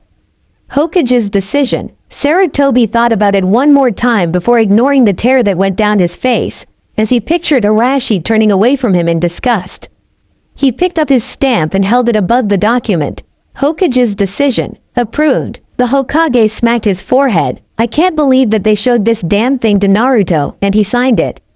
Quote, Yuago stared at the mark on her neck in disbelief. She couldn't begin to accept the fact that a 12-year-old boy had the nerve to give her a hickey. Of all the people, it was a 12-year-old boy that even begun puberty. She blushed as she pictured him sucking on her neck, her breets, her thighs. She slapped herself lightly. She was having perverse thoughts about a 12-year-old kid. What was up with that? Still, she had to admit that she wished she was awake so that she would feel the pleasure that it surely had brung to her. Maybe he'd do it again if she invited him over to stay the night. Yuago shook her head. Even if I liked it, he's a 12-year-old kid. Yes, one that you're having fantasies about, her other voice replied. So that doesn't make it right. I'm 18 and he's 12. That's a 6-year age difference. Single quote. You think that's bad? What about that 17-year-old marrying a 89-year-old? That's a age difference if I've ever heard of one. Yuago sighed. She knew she was losing. Still, it's not like I love him or anything. I just want to pay him back for his present. Single quote. The other voice giggled. I know how we could do that. Single quote. The Anbu gasped. Am I really thinking such things? Quote. Yes. Single quote. Haha, a mere child has me worked up. Well, how flustered he gets when I give him my present. Quote, Yuago smiled when her subconscious agreed with her. Besides, it's like a contest to see who gets more worked up. Quote, nodding her head she walked out the door. With Naruto, our favorite insane, cannibalistic, shinobi was currently enjoying a casual stroll down the street when Kyuubi spoke to him in his head. You're a stupid dumbass. Quote, Naruto shook his head. No, you're the stupid dumbass, because stupid and dumb mean the same thing. And it's not possible for me to be a dumbass because I'm not an ass, and asses aren't dumb, all they do is produce shit. Quote, Kyuubi growled in his cage. Whatever, you're a stupid something for signing that paper. I mean, what the hell? You signed it under people requesting your death. Quote, Naruto yawned, apparently bored. It'll be fun seeing the humans try to beat me. Quote, ha ha ha ha, you are stupid, you're a human too. The fox stated as if it was saying, 1 + 2 3. Naruto corrected him, actually I'm part vampire, part demon, and the rest of me is an evil, dark, twisted person from hell. Quote, Kyuubi blinked, did you say that you're evil? Quote, Naruto scoffed, yes I did. Clean out your ears, you know what I do and not be considered a good person. Quote, the fox smiled, true, but still, why did you sign the damn paper? Quote, because I can sign if I want, and you can't stop me, Naruto replied mockingly. Ah, shut up, the fox shouted angrily. You shut up, Naruto shouted back. You, quote, no you, quote, fine, quote, you shut up, quote, I heard that, quote, so what, quote, Naruto smacked his forehead, never mind, quote, they continued bickering, not noticing the presence of someone following them. 5 minutes later, hey, there's someone following us, Kyuubi said in a bored tone. Naruto sighed, and you just now noticed this? Quote, I was kinda caught up in the argument, the fox answered nervously. Gee, thanks for nothing, quote, ignoring Kyuubi's reply, Naruto turned and went into the alley, leaving a footprint before jumping into the shadows. A few seconds later, a purple-haired woman appeared in the alleyway and looked around for Naruto. Not seeing him, she bent down looking for footprints, and that was when Naruto struck. He leapt down behind her and leaned into her. Yuago jumped when she felt weight on her back, and arms reach around her, gripping her in a backwards hug. She felt pressure on her shoulder, and when she turned her head slightly she saw Naruto's head resting on her chin, with his left cheek cuddling with right cheek. You know stalking is illegal. Quote, yeah, but so are the things you do. Quote, to you people it is, he said quietly. She gulped, suddenly remembering how he was a criminal. Why are you following me, Yuago? Quote, she smiled, not knowing whether Naruto saw it or not. I wanted to pay you back for your gift you left me. Quote, Naruto chuckled, which had an odd effect on her face and made her heat up. Glad you liked it. Quote, Yuago pushed Naruto off of her and then pushed him onto the ground. Yes, now it's my turn to give you something. Quote, she laid down on top him and pinned his arms above his head before playing with the inside of his mouth, using her tongue. But then she lifted her head, raised her left hand, and backhanded him fairly hard. Don't do that unless I'm awake, got it? Quote, Naruto nodded then smirked, well you're awake so. Without warning he reversed their positions, and before Yuago could react, he started planting kisses on every part of her neck. She moaned and was about to wrap her arms around him when she heard someone cough. Quickly she sat up, and inwardly groaned when she saw Kakashi, Asuma, and Hayate standing there gaping stupidly at her. Well, Kakashi was gaping at her with a perverted look in his eyes. He spoke up first. Don't mind us, Azuki-san, we'll just stay here and watch, please remove your clothes soon. Quote, she glared at him, then turned when she heard Asuma and Hayate whispering to each other. Does she do that all the time? Asuma whispered, I don't know, it might be a medical condition. If it's not, then she seriously needs a man. Hayate whispered back, surprisingly he didn't cough one time. Yeah, Asuma said quietly, making love to yourself is, well, weird in so many ways. Quote, Hayate nodded, ain't that the truth? Quote, Kakashi spoke up again, Azuki-san, would you like some assistance? Maybe a way to test your endurance? He asked in a sweet, hopeful tone. Yuago growled in an animalistic way, shut up before I strangle you. Quote, and with that she ran off, embarrassed at being caught in that situation, and being mad at Naruto for making her look like a fool. I'll pay that brat back. Single quote. Hayate shook his head. Ain't that? Cough. A shame. Quote. Asuma nodded in agreement, and she looked so good too. Quote. Kakashi whined. She didn't let me help her. He started sobbing while the other two men's sweat dropped. Asuma glanced at Hayate with a grin. At least we act like proper men. Hayate decided to voice his agreement. Cough cough. You're right. Cough. At least there's great men like us to set an example for all the other. Cough. Men out there. Quote. Asuma just nodded. Then they both walked away, leaving Kakashi on the ground crying about lost chances. 30 minutes later with Naruto. Oh yeah, that was good, stated a grinning Naruto. He heard Kyuubi's chuckling in his mind. Well, I'm going to sleep, so I'll be ready for tomorrow. With this thought in mind, he ran in the direction of his apartment. When he got there, Naruto noticed that the door was unlocked. He took out a kunai and cautiously walked in, being as quiet as possible. His expression turned from determined to shocked, anger, then disbelief at the sight that was in front of him. Almost everything in his apartment was destroyed. His kitchen was totaled, the refrigerator was pulled over, all the food was on the ground, his drinks were spilled on everything, the dishes were broken. The sink was torn out, the dishwasher's door was gone, and the 2 trays that held the dishes were broken in half. Most of the cabinet doors were glued to the ceiling. What the fuck? Son of a bitch. Quote. Naruto shook his head and then went into the bathroom, which was destroyed as well. The hallway leading to the bathroom was flooded, and the door had a hole through the middle. The sink was barely hanging onto the wall, and the bottom pipe was disconnected, letting water spew out and flood the bathroom. The toilet was backed up, and the pipe that the wastage went down was big and overloaded, as if the Hulk had decided to take a shit. And the bathtub was gone. It was just gone. And there was a hole where it used to be. What the hell? Someone stole his bathtub. Who in the hell? Quote. Next, Naruto stepped into the living room and stared when he realized that not one thing was destroyed. Then he realized that it was a genjutsu and put his hands together in order to gather chakra release. Quote. The genjutsu faded away and he sighed. Everything was broken into pieces, not one thing was in decent condition. The only thing not broken was a small hammock that he had made when he was 6. He didn't notice that it was different from the way he used to have it. He slapped his head. God, overkill. Quote. Naruto was about to go into his room when the fox spoke up. Hey kid, maybe this is that show Punk'd. Quote. The blonde-haired shinobi thought about it for a minute, and people with cameras will come out, and everybody will clap and expect everything to be okay just because they're all clapping and smiling? Quote. Yeah. Kyuubi replied, and they think that the victim won't be pissed off that his house or car got destroyed simply because they are clapping and saying it's a joke. Quote. Well, maybe I should kill them and see if they find that funny, either that or they pay for my stuff, then I kill them. Quote. You could feast on their bones and drink their marrow. Kyuubi suggested. Yeah, that's a great idea. Naruto yelled enthusiastically. Steeling himself, he opened the door and walked into his room, only to find that all of his stuff was gone. Everything was gone except for his bed and a small table which had a note on it. He slowly went over to the table, stopped his shaking, and read the note.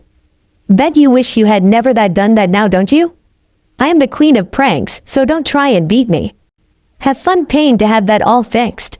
Ha ha ha, joke's on you, you little brat. Love, Yuago. P.S. I left you a present on your bed, it'll keep me closer to you. P.P.S. Don't sit in the hammock. Naruto reread the letter 2 more times to make sure this wasn't a genjutsu or some fake letter. I don't believe this, she did this? Quote. You read the letter. Haha, she got you back and then some. Quote. Uzumaki crumpled the note, but she didn't have to do all of this. He exclaimed, gesturing to his room. Oh boo-hoo, forget about it, you can get her back later. I want to see what your gift is. Kyuubi replied excitedly. Naruto went over to his bed, and when he didn't notice anything, he laid down and smiled when Yuago's perfume overwhelmed his senses. He breathed it in and frowned when he felt something under his pillow. He picked the object, not quite believing what he was holding. Is this her bra? Kyuubi finished. Bingo. Quote. Naruto just stared at it before smiling like an idiot. After a few moments he grew curious and looked at its size, and his eyes widened at the big XL on the tag. 1. It was a red, lacy bra from Victoria's Secret. Without thinking, Naruto put the bra on his chest and fixed the strap in the back. He started prancing around, dancing and squeezing the bra as if he had boobs. After a few minutes, he heard Kyuubi's muffled laughter turn to full, gut-wrenching laughter. "Ha-ha-ha-ha-ha-ha, kid, what are you doing?" The Kyuubi laughed while whipping tears from his eyes. Naruto gasped and removed the bra, throwing it on the bed while trying to prevent his red face from being seen from invisible onlookers. Once again ignoring Kyuubi, he went into the living room and sat down in the hammock. He was about to laugh and comment on how nothing was wrong with the hammock when suddenly the hooks in the wall which held the hammock up seemed to pull the wall closer to him. And down it came, pulling two giant pieces of the wall on top of Naruto. Under the rubble, Naruto swore loudly, then snatched a sheet of paper out of the air as it came floating down. "Baka, I told you not to sit in the hammock. Maybe next time you'll listen to me." For the rest of the day, Naruto just lay there under the rubble, thinking about how to get her back. When it was night time, he got up, went into his room, got on the bed and went to sleep with Yuago's bra smushed in between him and the bed. Morning, Naruto got up and was going to shower when he realized he couldn't. He growled before kicking open the apartment door and walking out. "Yo, Kyuubi, I figured out how to get her back." Quote, Kyuubi's curiosity was aroused, so he had to ask, "And how do you do that?" Quote, Uzumaki smirked, "Well, I'll just burn her house down, so she won't have a home to live in. Then when she's looking for a place to stay, I'll come in and offer her to stay with me. Then when she's here, Yuagoheim will have to pay me for all my stuff, and she'll live with me." Quote, "Yes, good way of using your brain." Kyuubi inwardly smirked when he said that. "Yeah, now if only you'd use yours, you might have gotten out of might actually or do something productive." Naruto replied in a bored tone. When the giant fox didn't reply, Naruto laughed, "Haha, thought so." Quote, he walked off, slightly worried when the Kyuubi didn't respond. Shop. Naruto strolled into the shop with a big smile on his face. The smile broadened when the other shoppers either left or whimpered in fear. Ignoring them, he walked up to the cashier and gave him an innocent smile that made him seem even more hellish. "1 lighter, please." 2. The young woman fumbled with the case holding the lighters, then when she got a blue one, she practically threw it at him. Naruto caught it and was pulling out his money when the lady spoke up. Just ta.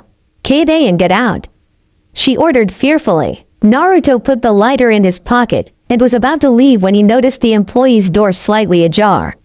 He looked at the clothes inside and turned back to the woman. "I want to go back there and see your special supplies."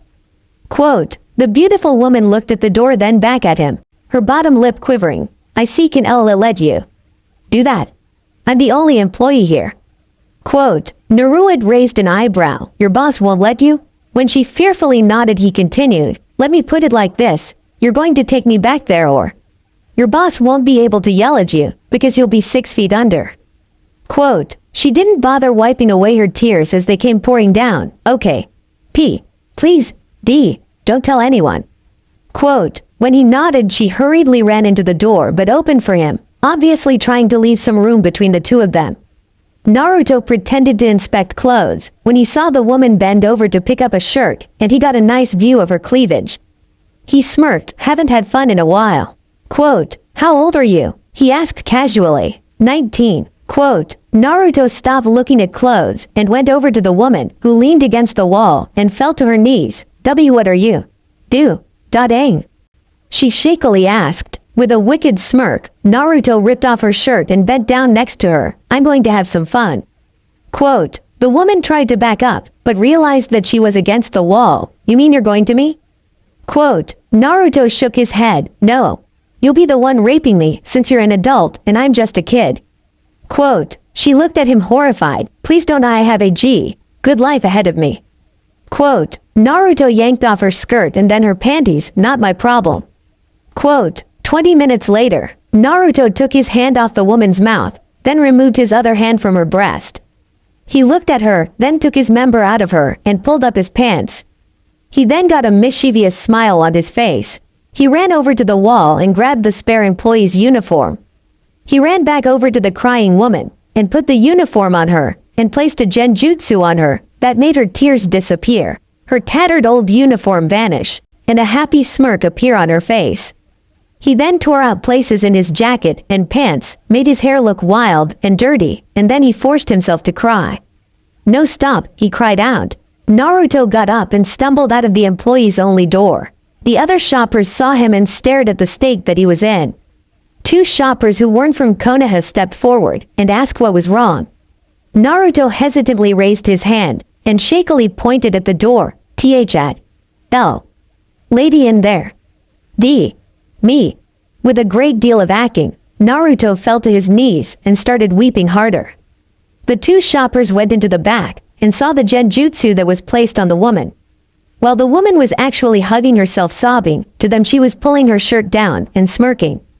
They looked at her before running out of the shop and into a purple-haired woman that was patrolling the street. "Help!" the man shouted to her.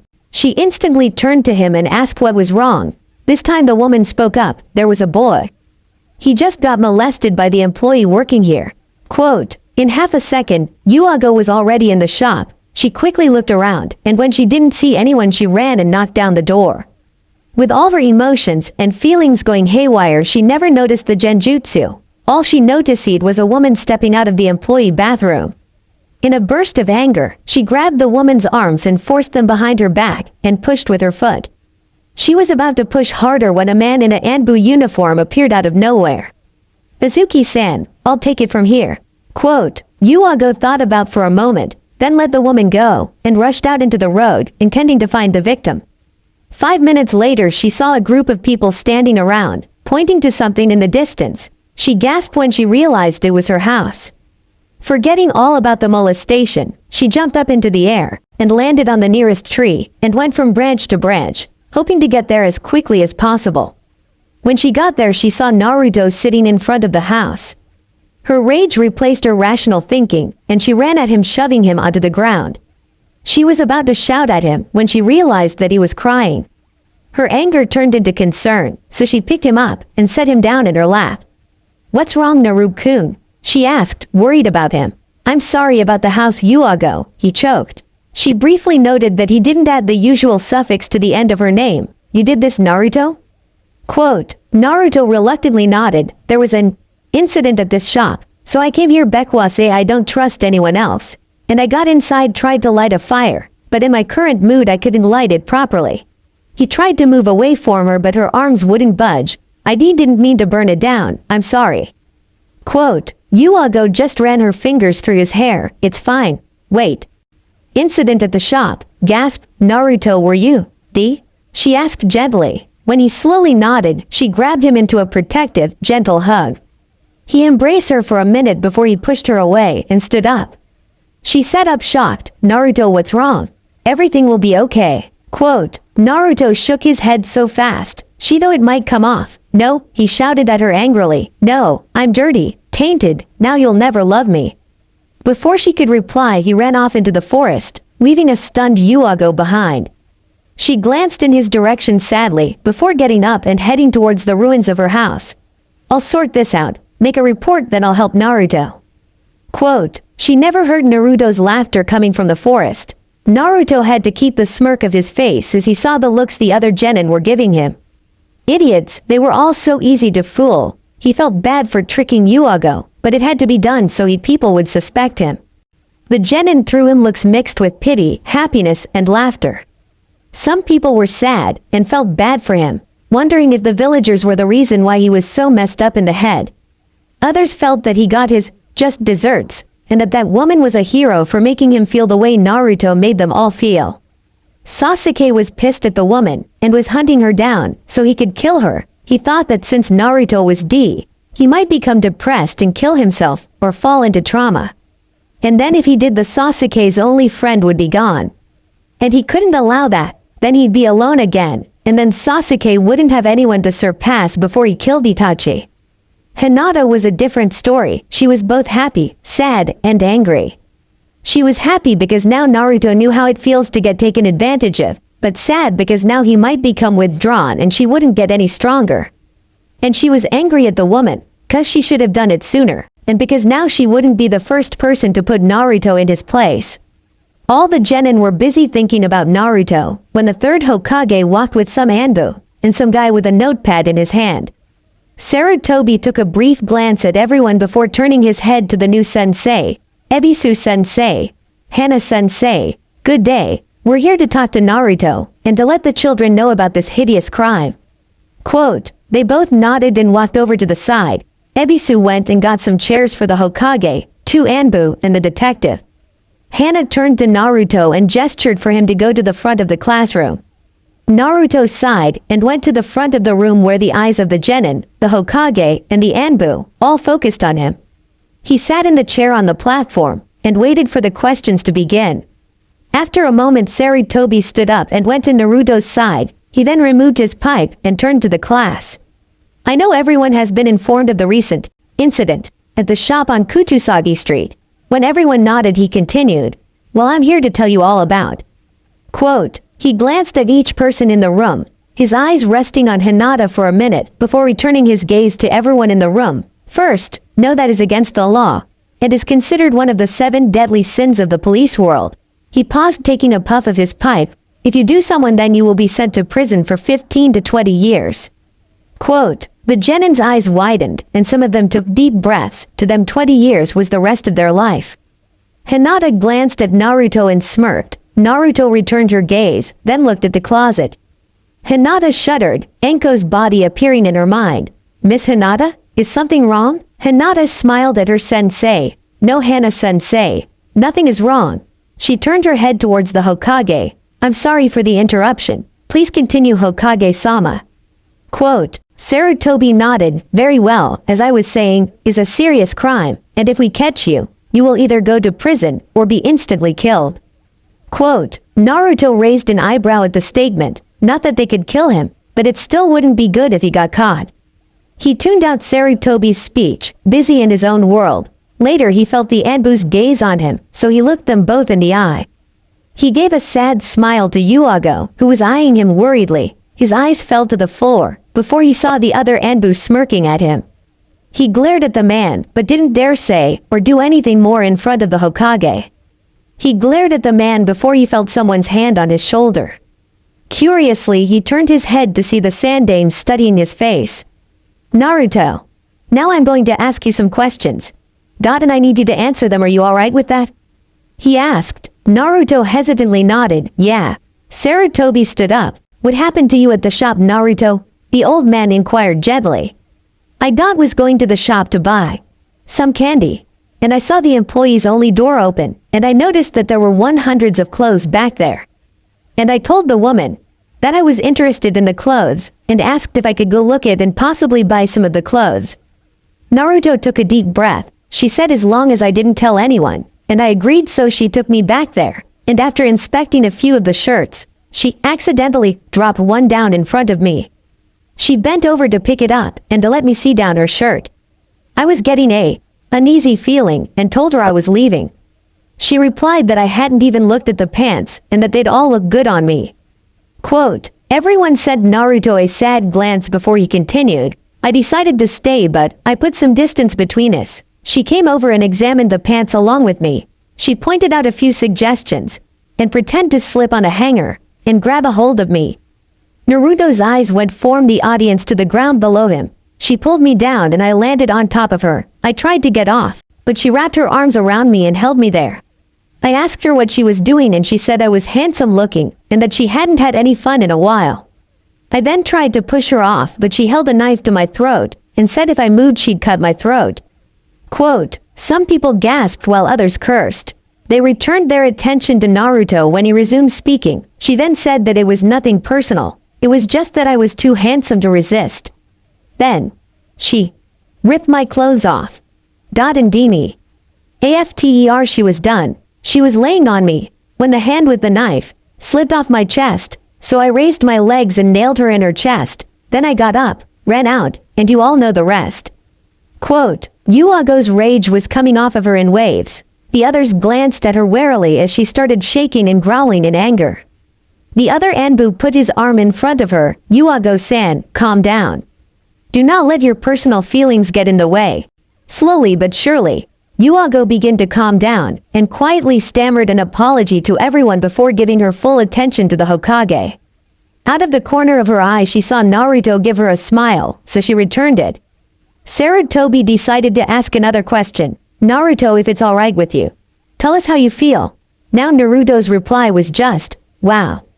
Well, to tell the truth, I feel furious, depressed, flattered, and slightly happy. Quote, everyone gaped at him. Could you explain please?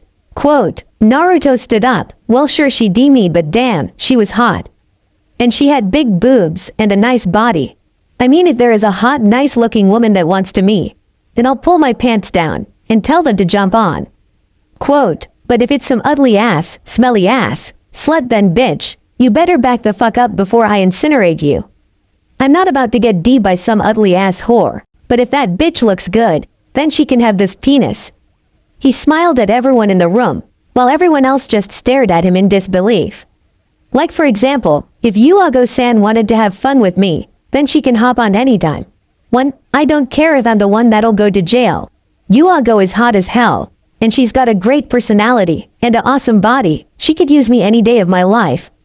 Quote, he looked at her and blew a kiss while Yuago just blushed like a tomato and ignored her dirty thoughts. They continued to stare at him for Ebisu broke the silence. You were saying? Quote, ah yes, and I'm flattered that even though there are a lot of people that look better than me, she decided to use me. God knows she loved it. Quote, what do you mean? Some random genin asked. Well, all I did was lay there with my arms around her, not doing anything, and she was screaming and moaning, having orgasm after orgasm. Quote, Naruto smirked. I'm just that good, I don't even have to do anything. Quote, Sarutobi shook his head. This is over. Ebisu-sensei take over. He gestured to the shinobi that came in with him, and gave a quick look at Naruto before heading out of the door. Naruto walked to his seat and sat down beside Sasuke, who shook his head. When he sat there he noticed a letter in the chair. He opened it and let his eyes take in the words. Naruto, the decree has been approved and you will be dead shortly before the Chunin exam. However, in light of recent events, I'm going to give you 2 weeks to change your ways and apologize to Hinata. Seeing as how you know how it feels no. I don't want to give the final order to kill you, so please change your ways. If you have, in 2 weeks I'll cancel the order. This is your last chance. Also don't screw around with your team. Monkey. Naruto snorted at the last word. We're in an academy, not some war, using code names, old, wrinkly, senile, motherfucker. And how the hell will saying sorry help Hinata? Old-fashioned, dumb, bitch. Besides, I'll just act nice for the next 2 weeks, then when he lifts the decree then bam. The psycho, cannibalistic, art killer strikes again. Single quote, the genin crumpled the letter and threw it at some kid in the front of the class. Naruto realized Sasuke was looking at him, so he did the same, yeah? Quote, Sasuke looked around before moving his head closer to Naruto's. Is it really that fun? He whispered. Naruto smirked and gave him a big grin. Yep, and it makes you more of a man, and will bring you closer to my level, he said quietly. Uchiha clenched his fists. I'll do it. Who should I do it to? Quote, Naruto resisted the urge to laugh. Are you sure? He whispered. When Sasuke nodded, Naruto looked around before getting an evil, sadistic smirk on his face. Oh, I go for Hinata. Quote, ha ha ha ha ha ha ha ha ha ha ha ha I'm so mean to Hinata. Kurenai looked at her team, and pushed the thought of crying and running away. Of course it was all the harder when your team consisted of Hinata Hyuga, Sasuke Uchiha, and Naruto Uzumaki. Kurenai kept her eyes on everything except Naruto, images of 4 years ago flashing through her mind. Stealing her nerves, she began the required portion for all the newly formed genin teams. Introducing yourselves. Alright, I want you each to tell me your name, hobbies, likes, dislikes, dreams, stuff like that. Quote, Hinata lifted her head. Doc, can you go first please, sensei?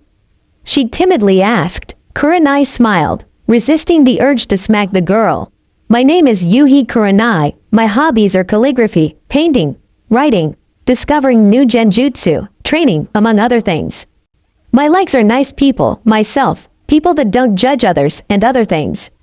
My dislikes are bad people. Naruto raises his hand. Smart asses, raises hand again. People that hurt others, raises both hands. People that don't care about others' feelings. Naruto jumps up and down, and perverts, Naruto raises his hand halfway.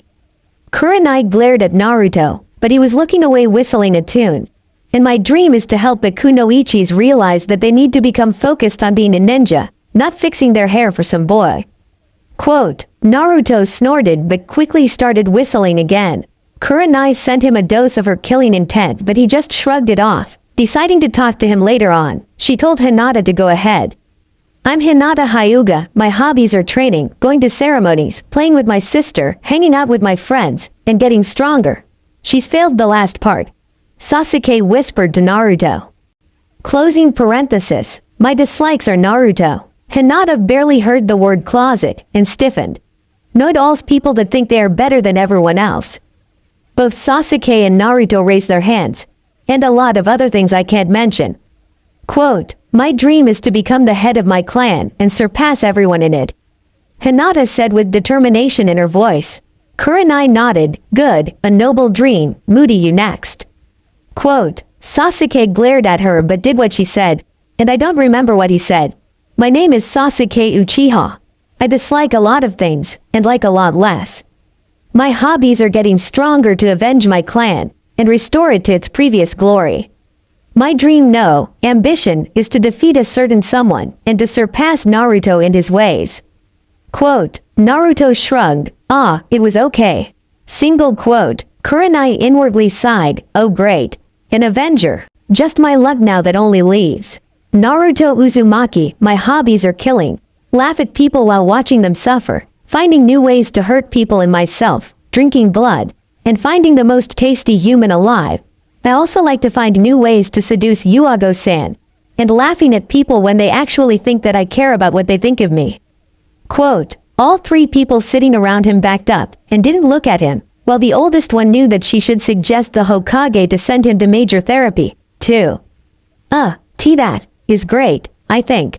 Quote, Naruto smirked at Kurenai, like I said, I don't care what you think. Quote, she glared at him, then proceeded to tell the other genin the exam they would have tomorrow. When she was done, she left saying she had to turn in a report. And now the three genin sat there with nothing to do, at least till Sasuke spoke up. I'm bored, wanna burn stuff? He asked casually. Naruto shrugged and started walking with Sasuke ahead of him by a few steps. A moment later Naruto stopped and told Hinata she could come as well. She timidly followed them as they went to Sasuke's huge house in the Uchiha district. When they got there, Naruto and Sasuke just started burning everything from the wall to food to a couple of trees. When suddenly they both looked at each other and smiled. 10 minutes later, Team 8 was standing on a hill overlooking the forest, and Naruto was instructing the remaining Uchiha how to use the Phoenix Fireball Jutsu, while Hinata looked on. After an hour went by, Sasuke felt that he was ready, so they both went to the top of the hill, and started to do the seals when Sasuke stopped. He turned his head towards the Hyuga's direction. Hey Hyuga, do you know any fire jutsu? Quote, when Hinata slowly shook her head, Sasuke scoffed, worthless. Quote, Naruto, who had been silently watching, sighed, and went over to the girl kneeling on the ground. He fished around in his pocket a minute before producing a lighter. Here, use this. He handed it to her, and Hinata was about to take it before she gasped. You didn't really buy candy at that shop, did you? Quote, Naruto's smirk was all she needed to know. She shook her head and went over to where two teens were waiting. The blonde-haired shinobi held his hand up. On the count of 3, we'll do it. Quote, the other two genin nodded and stepped closer so the tip of the trees were touching them. 1, quote, 2, quote, 3, quote, Naruto and Sasuke made their seals while Hinata just lit the lighter. Naruto. Fire Strike, Fire Dragon Jutsu. Quote, Sasuke. Fire Style, Phoenix Fireball Jutsu. Quote, Hinata. Lighter, of, doom. Quote, a giant flaming dragon tore through the forest, setting everything that had touched on fire. Behind it several smaller, but deadly firefalls spread out and burned everything that the dragon didn't get. And the lighter, well, it burned a tree, but then a passing breeze blew the fire back, so it would have burned Hinata if she hadn't taken a huge step back. Burn motherfucker. Quote, Naruto turned to Sasuke. Flee. Hinata admired the flames. What in the hell are doing? Worshipping Tom Cruise. Quote, Sasuke actually turned red. Ah, you know about that? It was just a random name I said. Quote, Rig, sure. Ah, screw it. I'm going to admire the fire. Quote, he sighed when Sasuke kept dancing around spouting nonsense such as Mission Impossible, Minority Report, The Last Samurai, and other nonsensical things. Naruto sat down beside Hinata and stared into the fire. It's nice, isn't it? Quote, the Hyuga slowly nodded and looked at him and blushed. He looked even better with the fire making his skin glow and show off every feature. The brightness also made his eyes even more dazzling blue. Hinata leaned forward and closed her eyes. Suddenly a hand stopped her before her lips landed on Naruto's neck. What in the hell are you doing, Hyuga? Quote, Sasuke whirled around and stopped talking. War of the Worlds? What's going on? He asked, obviously confused. Naruto got up and walked over towards Sasuke. Oh, nothing. Hinata was just trying to kiss me. Then it would have escalated to a higher level. Then she would have wanted to stop, but I wouldn't let her. Quote, Uchiha nodded in understanding, while Hinata was staring into space. Hokage-sama, the forest created by the first is on fire. Quote, he jumped up and flipped over the desk as he rushed over to the window. What in God's name? Go put it out, you morons, then a report on my desk. Quote, when no one moved he growled, now or every single one of you will be executed. Quote, the Anbu tripped over one another in their haste to get out the door. Some guy even crashed through the wall, leaving his shape. Sarutobi stared out of the window. If this is Naruto. No, it's not possible. As strong as he is, Naruto couldn't make a flame big enough to engulf the entire forest. Quote, I wonder. Quote, Sasuke, are you done yet? The raven-haired teen responded by shushing Naruto with his hand. Just a minute. Quote, Sasuke kneeled down and clasped his hands together. I thank you for all you've done. I hope I'll see you someday. Let the Tom Cruise in all this shine brightly. Thank you. Quote, he got off his knees and turned towards his teammates. I'm ready. With that he walked off with Naruto and Hinata following. A few minutes later more Anbu arrived and the fire was put out. The result? The entire forest was gone, burnt to a crisp. And Anbu stared off into the distance when he saw lots of objects moving. Lots of them. Holy shit, missing Nens. Quote, 30 shouts of, get them, is all the poor deserters heard before 30 Anbu descended upon each one. Poor bastards. 20 minutes later, Uchiha District. In the Uchiha District, in the huge house, were Team 8 looking for something to do. Well, the boys were. Hinata was content just sitting there. Unfortunately, she was about to laying on the ground moaning in pleasure and pain. So Naruto. Remember what we talked about at the academy? Quote, said Shinobi was silent for a moment before the conversation came to him. Yeah, what about it? Naruto asked reluctantly. Sasuke nervously shifted from one foot to another. Well, you know, I'm bored and... He trailed off as Naruto nodded. They smirked, then got a big smile on their face, and simultaneously turned to Hinata, who backed up against the wall. 5 minutes later, God. Naruto, Sasuke, oh God. Hinata screamed. Sarutobi looked up from the report, as did the Junin in the room with him. Did someone just scream? Quote, the Junin shook their heads. We didn't hear anything, Hokage-sama.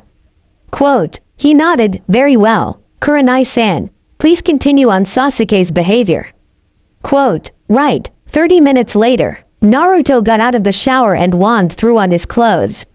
A few minutes later, the showers from 2 other rooms cut off, and out came Sasuke Uchiha and Hinata Hyuga. After lounging around for a half an hour chatting about various subjects, Naruto grew tired of this and wanted to go out and cause trouble. He saw that Sasuke was restless, but his pride wouldn't let him break the silence first, and Hinata hadn't said a word the entire time. Naruto sighed and stood up. Well, I'm going out to cause trouble, he said in a bored tone. Sasuke's eyebrows raised. What are you going to do? He asked excitedly. Naruto shrugged. Not much. Go stand on a roof and spit or piss on whoever walks by. Quote, in a flash Sasuke was at the door. I'm coming with. It'll be fun. Quote, the boys gave fives to each other and jumped out of the house and into the night. completely forgetting about Hinata, who had fallen asleep on the couch in Sasuke's living room. The two arrived in the common part of the Leaf Village, and started laughing when they saw all the people walking home just now getting off work. They pushed Chakra into their feet, and leapt up onto the roof, where they smiled at each other and begun their fun. Needless to say, a lot of people got pissed off. 3 hours later, 12 a.m., the two friends casually made their way home. "So Naruto, I'll see you tomorrow for the Genin exam." Quote, "Yeah, I'll be there at 11 o'clock. Quote, "Sasuke, stop walking." "What? 11? But the exam is at." "Exactly. She didn't say when, so I'll just show up when I feel like it." Quote, "HN. Whatever. See ya." Quote, with that he started to walk off while Naruto stared at the ground. "Great, gotta go home." Sasuke knew what happened and turned towards Naruto. "Why are you standing there? Aren't you coming?" He smirked at him. Naruto smiled a genuine smile. "Yeah, I'll be there later." Quote, an hour later, Naruto was asleep in a spare room in Sasuke's house with Yuago's bra smushed in between him and the bed. And that was the first day the Team 8 ever spent together. Naruto smiled when he felt someone's hand caressing his cheek and something touch his lips. He opened his eyes and again smiled brightly when he saw Yuago straddling him. She kissed him on his lips and melted into his embrace after he wrapped his arms around her. He started returning the kiss and pushed deeper, earning him a moan from Yuago. Naruto pulled her closer and rested his hands on Yuago's cheeks. She jumped and sat up, giving him a seductive smirk. Naruto started to kiss her again, but gasped when he felt her hand wrapped around his member. His eyes widened when she began pulling his pants down. She nodded approvingly, then in a flash she was in her shirt and panties. Yuago slowly took off her shirt and pressed her breasts into Naruto's chest. He tried to touch them, but found he couldn't move. Yuago grabbed his hands and placed them on her hips and made him remove her panties. Naruto was grinning like an idiot when he flung them to the far corner of the room. He looked back at Yuago and almost died from the shock of what he saw. "It's bigger than mine." Single quote. Naruto's body shot up, and he looked around in every direction. He used his forearm to wipe away the sweat off his forehead, not feeling the effects of the chain belting him in the side. After looking around once more, he laid back down and tried to stop his frantic breathing.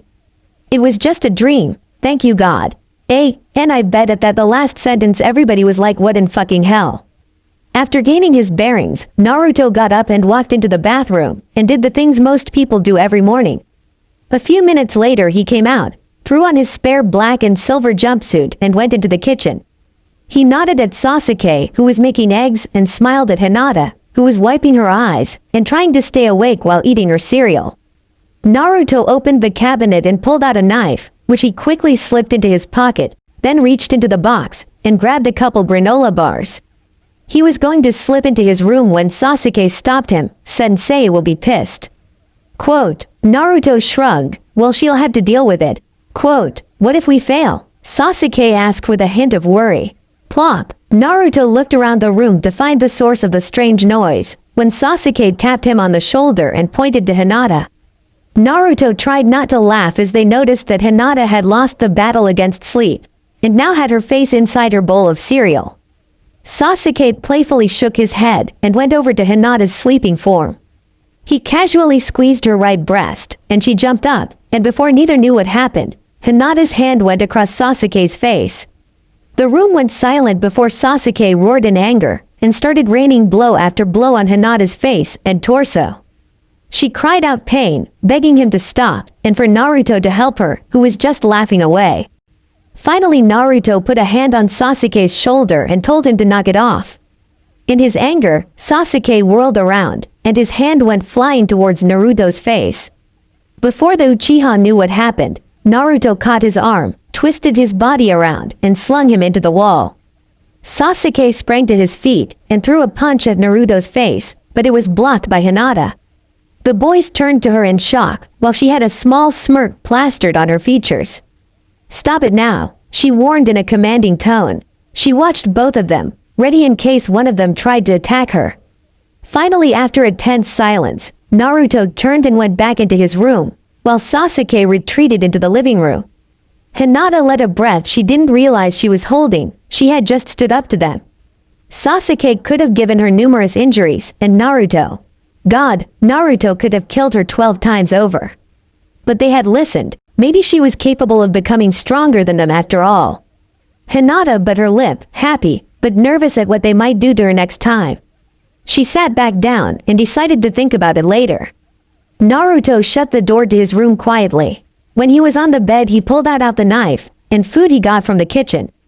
He quickly ripped off the wrappers and pulled up his sleeve. Naruto took the knife and made a small cut on his left forearm. He then lifted his arm and held the granola bars under it, letting the blood drip on his food and quickly submerge it in his blood. Ignoring the crimson liquid running down his arm, he stuffed the bars into his mouth and inwardly smiled at the heavenly taste. After swallowing all of his breakfast, he pointed his head up towards the ceiling and swished the rest of his blood around his mouth.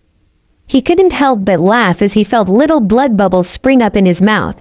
He quickly swallowed them before they fell to the ground, and felt his body tingle at the delightful, familiar taste. He lay down on his bed, intending to get a few more minutes of shut-eye. But the gods were against it, for as soon as he closed his eyelids, the doorbell rang. Sighing, he got up and went out of the room, and glided over to the door, where he saw Sasuke and Hinata standing there with the door open. He snorted and went over to them. "What are you shitbags staring at?" "Oh," Naruto finished quietly. Waiting outside the open door was none other than the Ice Queen, Yuhi Kurenai. 30 minutes later, 2 members of Team 8 were currently busy doing their task of 120 push-ups while the other was busy having a chat with their sensei. Naruto tried not to close his eyes as Kurenai continued her little shouting session with him. She had already finished with the Uchiha and the Hyuga, and had ended their sessions with a hard smack, which had left them both with a big purplish blue mark on the side of their face, along with the knowledge that that entire side of their face was numb. "Naruto. Are you listening?" she screeched. Bored nod. "Yes, Kurenai-sensei. I'm listening to you. Why wouldn't I be?" He replied sarcastically. Slap. Sasuke and Hinata winced as they heard skin contact with skin. "Don't you dare take that tone with me. Naruto Uzumaki, I'm your superior, and you will respect my authority. Do you understand?" Kurenai shouted at Naruto.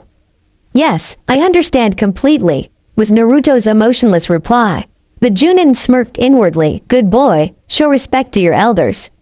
Now, as I was saying, when I say be at the roof tomorrow, I mean be at the roof." Kurenai shot a quick look at Naruto's teammates to make sure they were doing their assignment.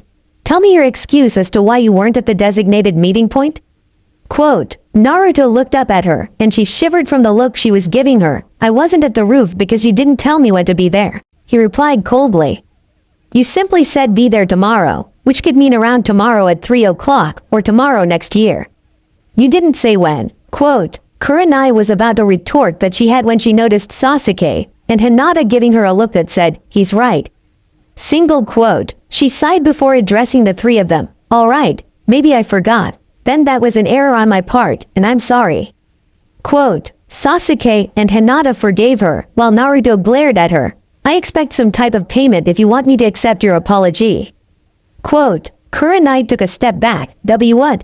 "I don't have tea to pay you anything," she stuttered. The genin gave her a grin. "Actually, you do. You hit the 3 of us, and made my teammates do grueling exercises, when it was your fault in the first place." He lowered his voice. "And I have big evidence that could throw you in jail for the crimes you committed 4 years ago," he whispered to her. Her eyes widened, and she stiffened. Okay. You win. What do you want?" Kurenai replied hesitantly. Naruto turned his head towards his teammates. Excuses for a few minutes. Before they could answer, he grabbed Kurenai's hand and dragged her into a rundown building some 200 feet away. After a brief moment of silence, Hinata spoke up. What do you think they're going to do?" Quote, Sasuke shrugged. "Oh, well, knowing Naruto, he's probably going to do the nasty." The Uchiha yawned. "One?" Hinata shook her head. "Does he do that to every woman?" Quote, "No, just most of them," was Sasuke's reply. "Oh, Sue, what should we do?" Quote, Sasuke got a mad look in his eyes, and in a flash had Hinata pinned down underneath him. "I know what we could do." Hinata gasped. "And no. Please, and not again," she whispered fearfully. What's the matter? Last time you enjoyed it? He asked, obviously confused. She sighed at his question, but answered it regardless. I thought that if I pretended to enjoy it, then you two wouldn't do it anymore. Quote, Sasuke laughed. Oh no, that made me love it all the more. No, take off your clothes, you're mine. Quote, Hinata glared at him, fully aware that she was treading on dangerous ground. You do realize that when I'm older, I'll be raping you and Naruto, right? Quote, Sasuke just chuckled. I look forward to it. Quote, with that the two began their fun. Well, Sasuke's fun. While in a certain building 200 feet away, Kurenai was in Hinata's position, except it was with Naruto. First Naruto had D her, plain and simple. As soon as she had stepped into the doorway, he had hit her in the back of the head, effectively knocking her out. She had awoken to the feeling of him inside of her, such a foreign feeling, but a welcomed one. After he was done, he told her that now she knew how it felt. After that Naruto asked her if she'd like to start over. When she replied yes, they had reintroduced themselves, and made love to one another. That's all for now. If you want the next part, then please like this video and subscribe my channel. Thank you.